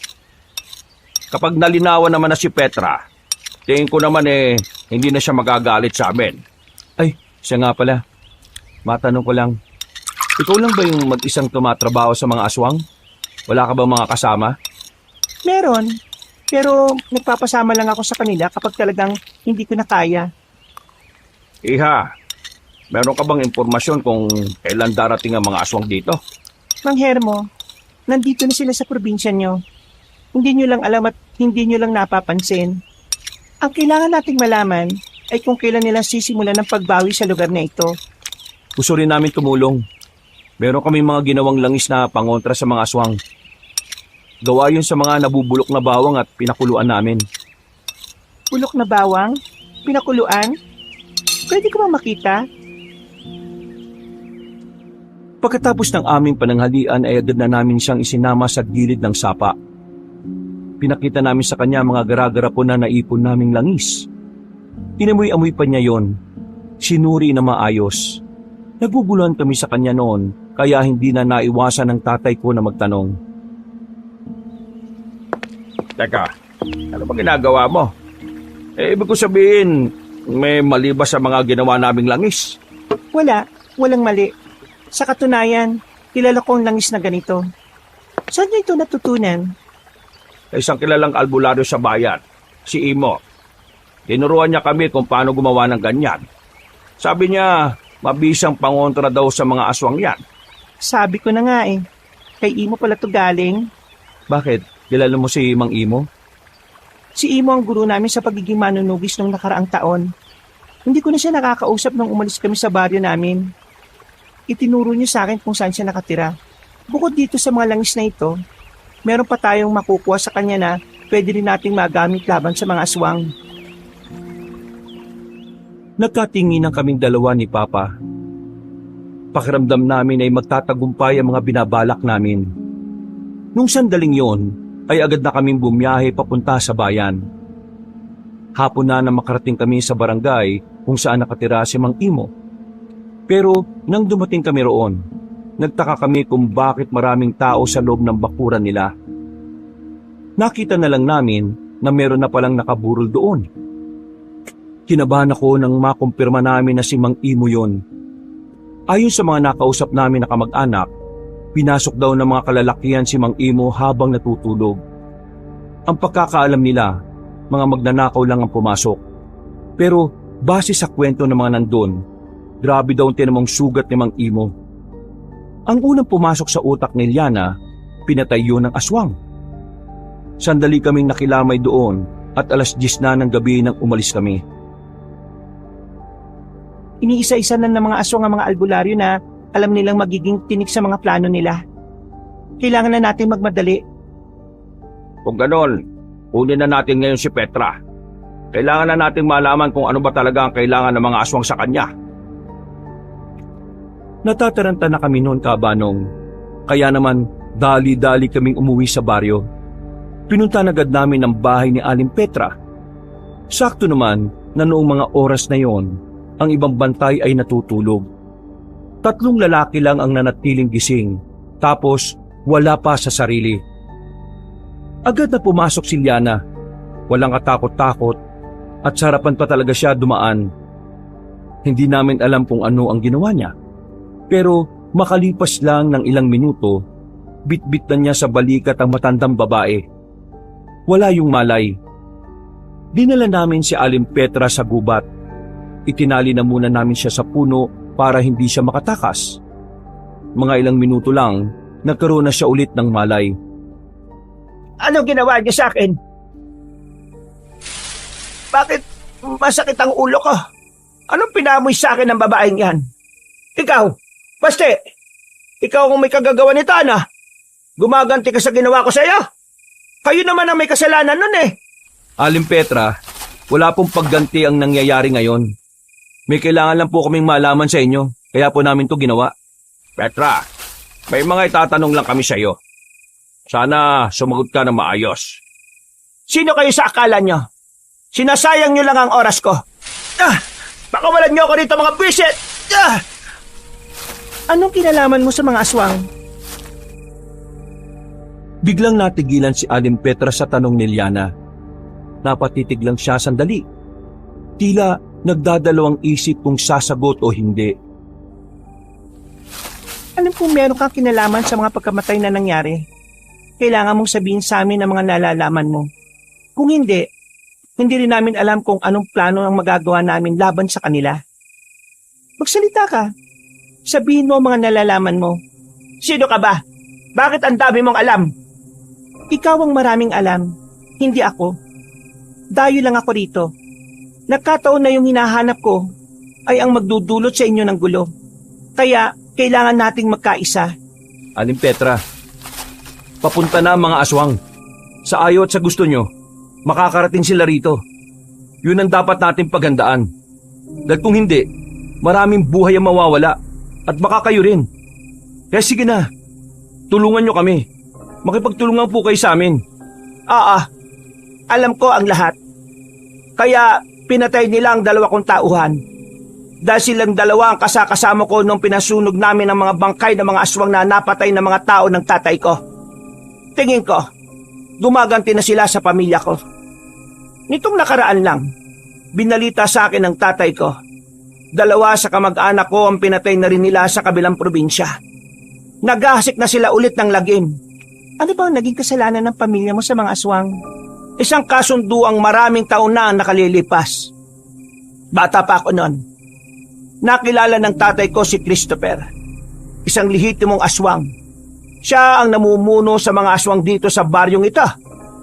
Tahimik ang buhay nila. Wala silang sinasaktang mga tao. Dugo at laman ng hayop ang pagkain nila. Para silang mga tao rin kung mamuhay. Pero nang makilala niya ang tatay ko, na ang ama ko, nang tanging nasa utak ay pagpapayaman, dito na nagbago ang lahat. Naging magkaibigan silang dalawa hanggang sa dumating sa puntong si Christopher ay naging ganit na rin gaya ng tatay ko. Pinagbebenta niya ang ibang lupa na hindi rin naman sa kanya. Sinamantala ng tatay ko ang pagiging lulong ni Christopher sa yaman. Inalok ng ama ko si Christopher ng malaking halaga ng pera. Kapalit ang baryong ito. Sa pagiging sakim ni Christopher, pumayag siya agad kahit na ayaw ng ibang aswang. Nang mabili na ng tatay ko ang baryong ito, pinapatay ng tatay ko ang lahat ng aswang na narito. At sinunod nila si Christopher sa kabinawi ang pera. Ang katwiran ng tatay ko noon, walang karapatang mabuhay ang mga aswang sa mundong ito, lalo na sa lipunan ng mga tao. Nabawi niya ang pera. Naging pagmamayari pa niya itong baryo. Ang sama naman ang ginawa ng tatay niyo. Kaya hindi na ako magtataka kung bakit gumanti ang mga aswang. Malaki ang tsansa na buhay pa si Christopher. At ang nakakatakot sa pwedeng mangyari, kagaya ng ginawa ng tatay mo sa mga kapwa niya aswang noon. Baka ganun din ang gawin nila sa mga taong narito ngayon. Dabay na to. Isa lang ang naiisip kong paraan na mapipigilan sila sa gagawin nila. Kailangang isuko natin sa kanila ang tatay mo. Kung buhay pa siya. Buhay pa ang tatay ko. Ang kaso, paalis na siya ngayon. Papunta na siya sa ibang bansa. Hindi ko na siya mapipigilan. Buwisit siya. Siya dapat ang umaharap sa problemang ginawa niya noon. Kaming mga bagong henerasyon sa pamilya namin ang naghihirap ng dahil sa kanya. Anong gagawin natin ngayon yan? Kailangan nating palisin ng mga tao rito sa baryo. Ibalik ang lugar na ito sa kanila para hindi mapahamak ang mga residente. Kung darating sila rito at nandito pa ang mga tao, dadanak ang dugo. Gusto ko sila makausap. Gusto ko ipaliwanag sa kanila na hindi ko kasalanan ang nangyari. Nabiktima lang din kami ng pagiging sakim ng tatay ko. Hindi sila makikinig sa'yo. Bakit hindi? Kung yun naman talaga nangyari. Tingin mo makikinig pa sila sa anak ng taong umubo sa lahi nila? Hindi napapakiusapan ng mga aswang. Di ka sa kanilang gumante kapag merong nalalaga sa angkan nila. Wala na tayong ibang magagawa ngayon. Kung hindi, gagana ang mga plano natin. Kung hindi gagana ang mga plano natin, ang tanging paraan lang, labanan sila ng patayan. Petra, marami kang pera. Magdagdag ka ng tao. Kailangan mo ng maraming tao dahil siguradong ikaw ang uunahin nilang patayin. Pero mas kailangan muna nating unahin ng mga residente. Kailangan nilang maintindihan kung anong banta ng mga aswang. Makikinig naman kaya sila? Kailangan nila makinig. Kung hindi, katapusan na ng lahat. Pinakawalan na namin si Aling Petra. Nagkasundo naman sa mga napag-usapang plano. Sa katunayan, agad na nagpahanap ng maraming tao si Aling Petra para sa dagdag panlaban sa mga aswang. Ang kaso nga lang, wala kaming alam kung kailan aatake ang mga aswang. Blanko kami sa mga kilos nila. Makalipas ang halos 2 linggo, himulang tila walang nagpaparamdam na aswang sa lugar namin. Walang kumakalat na balita na may bago silang nabiktima. Kaya kami, nababahala kami sa katahimikan ng mga nilalang na yon. Hindi namin magawang maging kampante. Oh, yan na. Nandiyan ka na pala. Halika, pumasok ka rito. Nandito na naman si Ate Ganda. Buo na naman ang araw ko. Woo! Uy, Migil ka nga. Ipahuhu ka pa dyan. Kapag ikaw binalian ng buto niyan, ewan ko na lang sa'yo. Balita na ba, iha? Sa kasamaan palad, wala pa rin hanggang ngayon. Kinausap ko na nga ang iba kong mga kasamahan para tumulong sa paghanap eh. Ang kaso, wala pa rin silang makuhang impormasyon. Masyadong mailap itong mga aswang na ito. May binabalak silang matindi kaya sila tahimik eh. Ganyan ang ugali ng mga aswang. Hahayaan ka muna nilang maging kampante saka sila aatake. Kaya dapat, kayo dito, alerto. Si Aling Petra pala, kumusta? Ayos naman siya. Nagpaparonda siya ng mga tao niya palagi. Pakibigay itong kwintas na ito sa kanya. Gawa pa ito ni Imo nung nabubuhay pa siya. Pabisang proteksyon to sa mga masasamang elemento. Sige, ako na lang magbibigay sa kanya. Tamaan na kita. Tabi na rin kasi. Tara, dali mo na rin yung itak natin. Lumabas kami ng bahay para puntahan si Aling Petra. Noong mga sandaling yon, Kabanong, maaliwalas lang ang paligid. Wala kaming nararamdaman na kahit na anong panganib. Para bang perpekto ang gabing yon sa pagpapahinga. Ang payapa. Pero hindi ko maiwasang hindi pagdudahan ng katahimikan na yon. Pakiramdam ko, sa likod ng katahimikan na yon ay may nag-aabang na kaguluhan. Hindi makampante ang kalooban ko.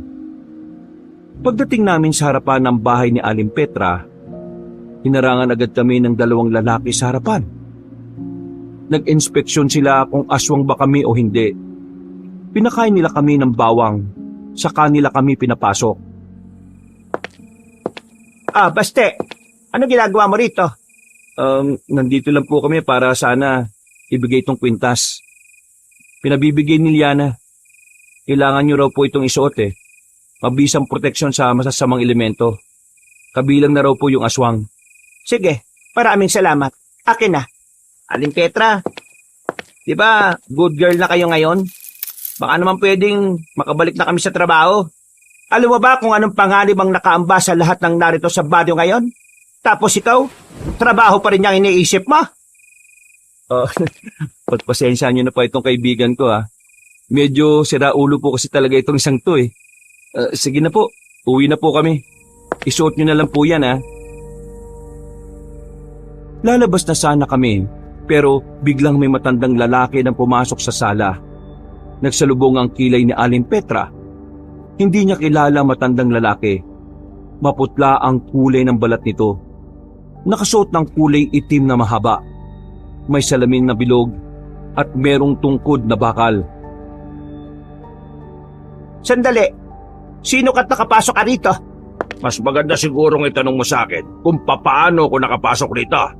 Sino ka ba? Sumagot ka naman na maayos ah. Sa mga sandaling yun, ay kinakabahan na kami ni Nonoy. Nakahawak na kami sa itak.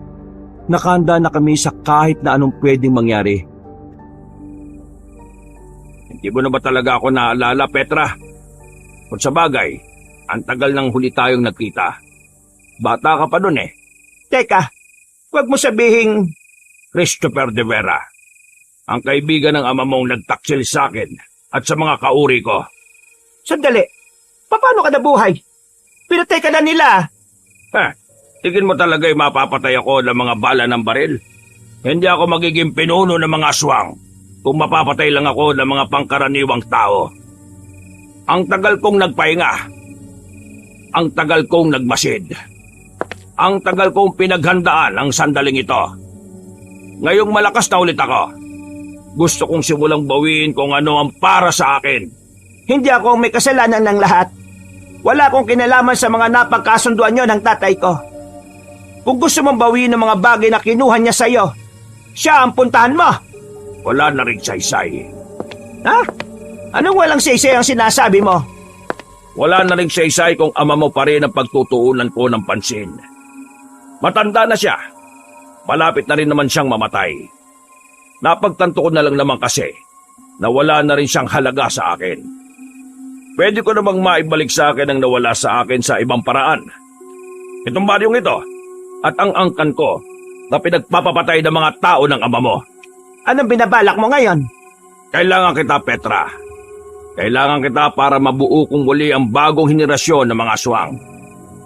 Kailangan ko ang Arsinas. At alam kong ikaw lang ang makakapagbalik nun sa akin.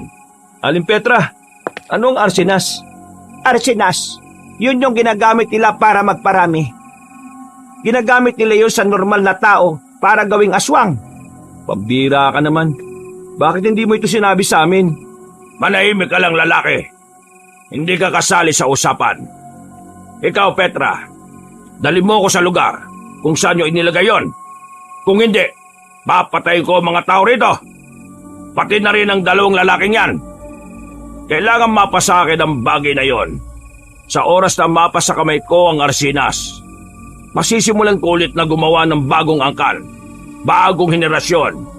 Ang mga tao rito, sila ang gagawin kong bagong kasapi. Sila ang magiging bagong dugo ng mga aswang. Wala akong alam kung saan nakalagay ang bagay na yon. Si Papa, siya lang ang nakakaalam kung nasan yon. Siya ang tanungin mo. Wag mo kong linlangin, Petra. Hindi ako pinanganak kahapon. Alam ko na isa ka sa pinagsabihan niya kung saan ang Arsinas. O gusto mo yatang mamatay ang dalawang ito? Huwag kang magpapadala sa kanya, Aling Petra. Kaya namin to. Hindi ko alam kung anong pumasok sa utak ko noon, Kabanong. Pero nagmamadali akong lumapit sa matandang si Christopher. Sinubukan ko siyang tagain ng itak na hawak ko. Pero sinalag niya lang ang itak ko gamit ang kamay niya. At parang hindi man lang niya naramdaman ng talim. Inagaw niya sa akin ang itak at saka tinapon sa gilid. Dinilaan pa niya ang palad niyang nagdurugo. Nagulat na lang ako nang hawakan niya ako sa leeg. Tinaas niya ako at saka binalibag sa gilid. Ikaw, gusto mo rin ba? Pagtingin ko kay Nonoy, naninigas na siya sa kinatatayuan niya. Hindi na siya nakapagsalita. Nanlalambot ang tuhod.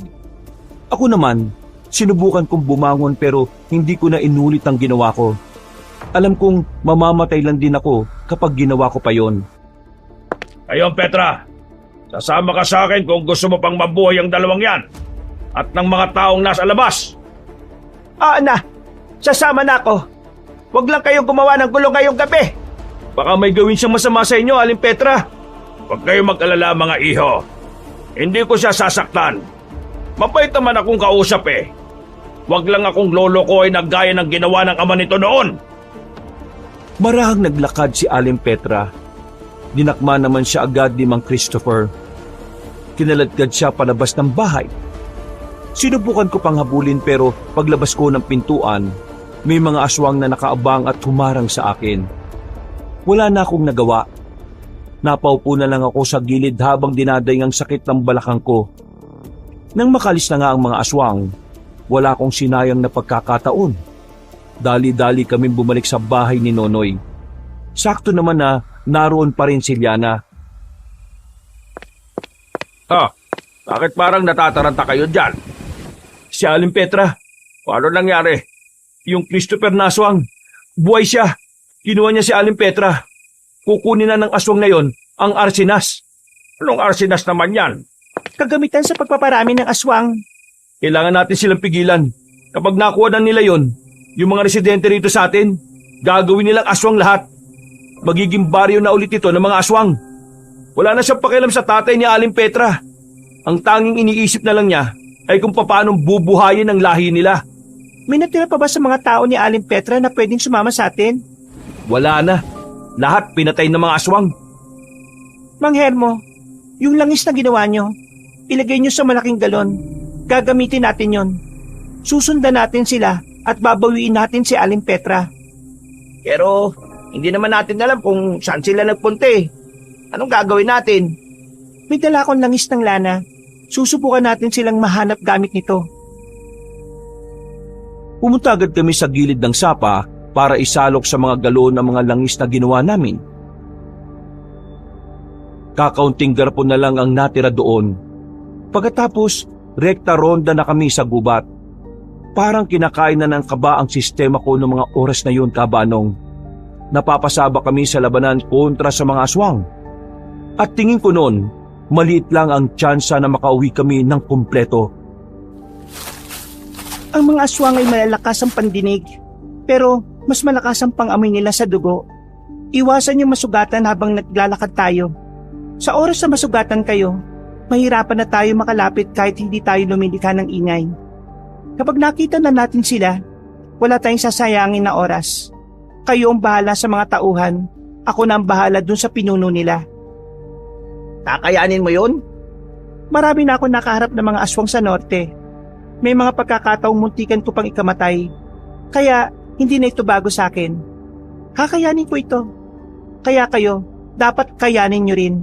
Wala kaming karanasan sa pakikipaglaban sa mga aswang. Pero susubukan naming lumaban sa abot ng aming makakaya. Tumango na lang si Liana. Makalipas ang halos 1 oras na paglalakad, kumulo na rin ang langis ng lana. Hanggang sa natuklasan na nga namin kung nasa ng mga aswang. Meron kaming nakitang sementadong altar. Sa gitna ng gubat yon, kaya nagtataka kami. Maya-maya pa, nakita na rin naming lumapit doon ng mga aswang. Bitbit nila si Aling Petra. Binanat na ni Liana ang daladala niyang pana. Pagbitaw niya ng palaso, tinamaan si Mang Christopher sa balikat. Agad na nabitiwan si Aling Petra. Napatingin naman sila sa kinalalagyan namin. Mabilis na gumapang ang mga aswang papunta sa amin. Ibuhos nyo ang ginawa niyong langis. Dali! Ha? Bakit ibubuhos? Magpapaliyab tayo para sumingaw ang amoy. Hindi naman aapoy ang langis na ito eh. Ang ganyang langis ay parang gaas. Naapoy kapag sinisindihan. Hindi ba nasabi sa inyo ni Imo? Bilis na kasi! Ayun na sila oh! Dali na pa! Wala na kaming sinayang na sandali. Binuhos na namin ang mga dala naming langis. Nang malapit na sila sa amin, ay agad na namin yung sinindihan. Namangha kami nang bigla nga yung nagliyab. Wala kaming kaalam-alam na talagang umaapoy ang langis na yon. Dahil sa ginawa namin, nagkanda ubo-ubo ang mga aswang. Nakahawak sila sa mga lieg nila. Ilang minuto lang ang nakalipas, nakaiga ng mga yon. Kakaunti na lang ang natira. Karamihan pa ay paggewang-gewang ng maglakad.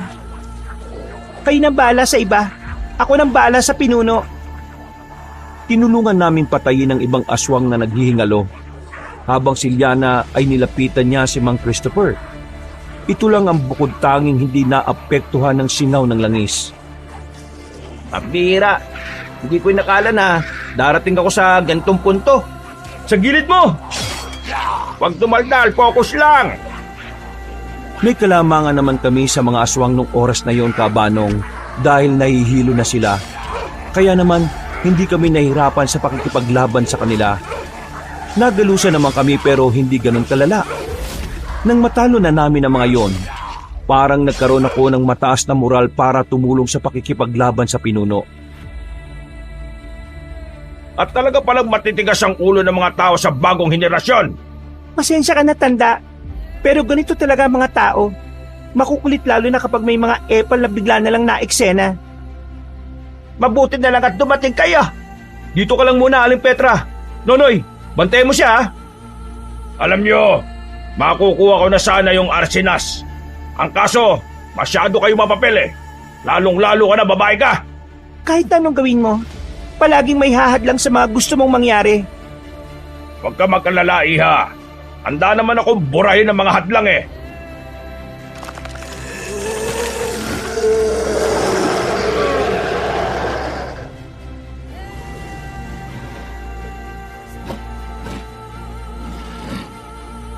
Biglang nagbagong anyo ng matandang aswang. Ang ulo nito ay parang naging ulo ng kambing na mayroong pabilog na sungay.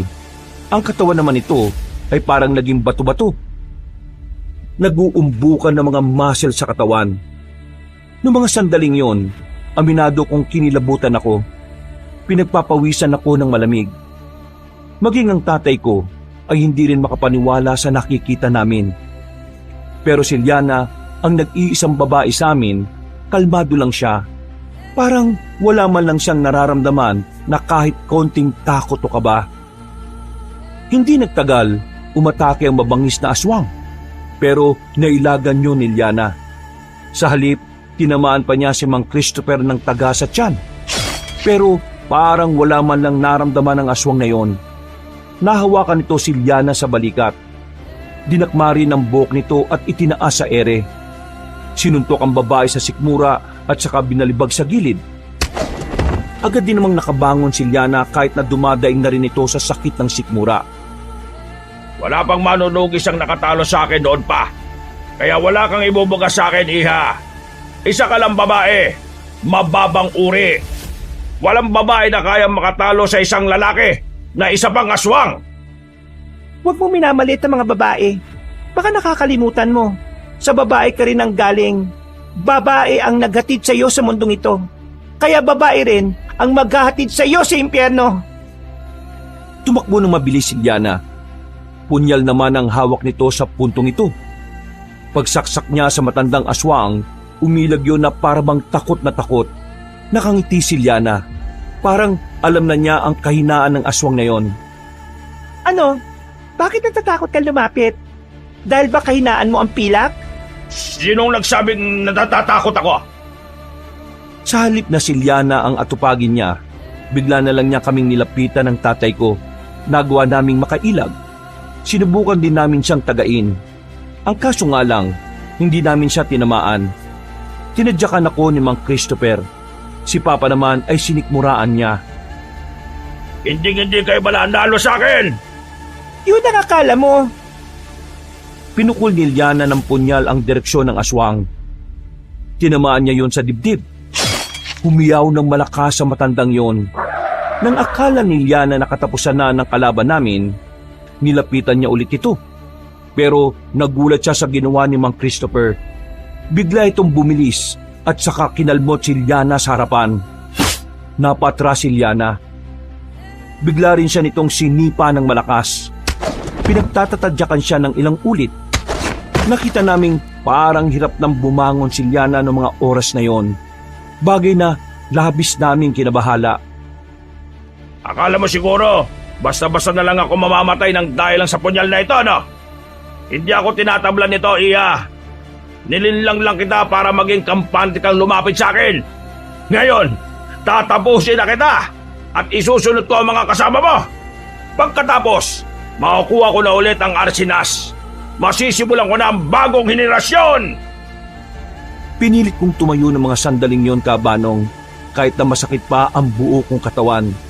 Habang nakatalikod si Mang Christopher, binato ko siya para sa akin matuon ang atensyon niya. Wala nang laban sa iyo yan. Ako na ang harapin mo. Sa tingin mo talaga kakayanin mo akong talunin?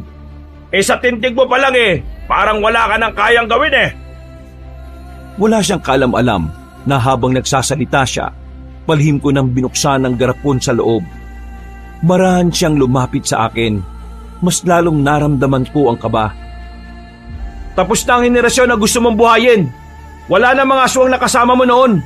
At kahit na gawin mong aswang ang mga normal na tao sa baryo, hindi pa rin sila yon. Ibang aswang na sila. Kaya tanggapin mo na lang na tapos na ang henerasyon mo. Ha! Kapal ng mukha mo magsalita sa akin ng ganyan.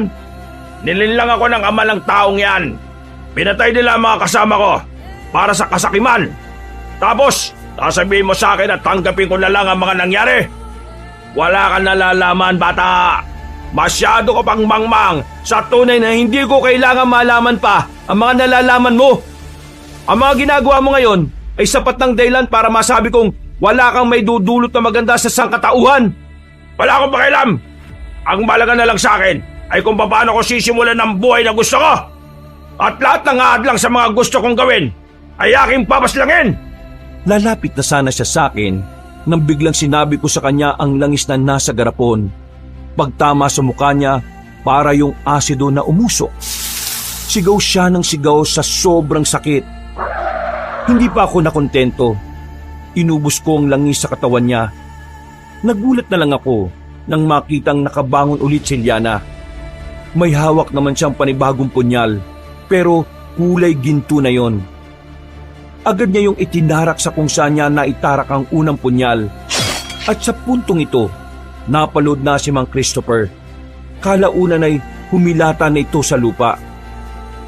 Oo, Hindi ka nga pala tinatablan ng pilak, pero tinatablan ka ng ginto. Ikaw ang nalinlang ko, matandang aswang. Patay na ba yan? Nanalo na ba tayo? Naipanalo natin ng laban. Para kaming nabunutan ng tinik ng mga sandaling yon. Sobrang saya namin. Sobrang sarap sa pakiramdam. Matapos ang laban, inalalayan ko na rin makatayo si Papa. Si Liana naman ay kaya na rin maglakad mag-isa. Sanay na raw kasi ang katawan niya, kaya parang wala lang sa kanya ang bugbog. Mula nang matalo namin ang mga aswang, mas naging payapa na ang lugar namin. Wala na mga sumunod na biktima. Si Aling Petra naman, nagbago na rin ang ugali. Bumait na siya sa lahat, lalong-lalo na sa amin. Sigurado ba? Makakapasok na ulit tayo sa bawangan? Oo nga, sabi ni Aling Petra. Natalo na kasi namin yung mga aswang, di ba? Budbud na siya palagi eh. O pre, pasensya na pala nung nakaraan ha. Alam ko, mali yung ginawa ko. Ayos na yun. Pasensya na rin kasi nilayasan kita. Pero ngayon, magkakasama na tayo ulit sa pagtatrabaho, masaya na ako ron. Mamaya na yung usapan ninyo. Tapos nang niluluto namin dito Kumain na kayo. Kanina pa gutom yan si Nonoy eh. Ayos! Sakto! Nagsalo-salo kami nung gabing yon, Kabanong. Masaya at kampante na kami sa buhay. Naging parte na rin ng buhay namin si Liana. Si Liana na napadalas na rin ang pagtambay sa amin mula nang matapos ang problema sa mga aswang. Wala na kaming nakita pang aswang sa probinsya namin, Kabanong. Bagay na gabi-gabi kong ipinagpapasalamat. Hanggang ngayon, hiniling ko na sana wala ng mga nilalang na gaya ng aswang ang magasik ulit ng kaguluhan hindi lang sa aming lugar, pati na rin sa ibang liblib na probinsya. Hanggang dito na lang po, Kabanong. Maraming salamat po at pinagpalang araw sa inyong lahat. Mga kabangers, mga kayanggaws, Kabanong po. Bago po tayo magwakas ay muli nagpapasalamat po ko sa inyong pagsubaybay sa kwento natin ngayong araw na ito. Sana po'y nagustuhan nyo. Kung gusto nyo po yung mga ganitong klase ng kwento, kung maaari lang po sana ipindutin nyo po yung subscribe button at syempre yung notification bell para lagi kayo nanonotify pag meron kami mga bago mga videos. At syempre, huwag nyo rin pong kalimutang mag-comment at mag-like na rin. Ngayon, kung medyo bitin rin kayo dito, bisitahin nyo na rin po yung iba nating mga channel, yung Pamela Clamil. Nagnanarrate rin po ako doon bilang si Lolo Pael at saka ako bilang si Kabanong. Konti pa lang po yung mga subscriber doon kaya sana mag-subscribe rin po kayo doon, mag-comment at mag-like. At kung bitin pa rin po kayo, eto, bisitahin nyo naman po yung bagong-bagong channel natin, yung Kabanong version 2.0, kung saan meron na pong mga moving images doon. Kaya pwede na rin po kayong nanonood, hindi lang po kayo nakikinig. Or kung gusto nyo, pwede rin nakikinig lang. Or pwedeng pareho yung ginagawa. O di ba mas maganda? Kaya sana po mag-subscribe rin kayo doon para maging isa kayo sa unang 100,000 subscribers ng channel na yon. Malaking tulong po kung mag-iwan din kayo ng comment at ng like.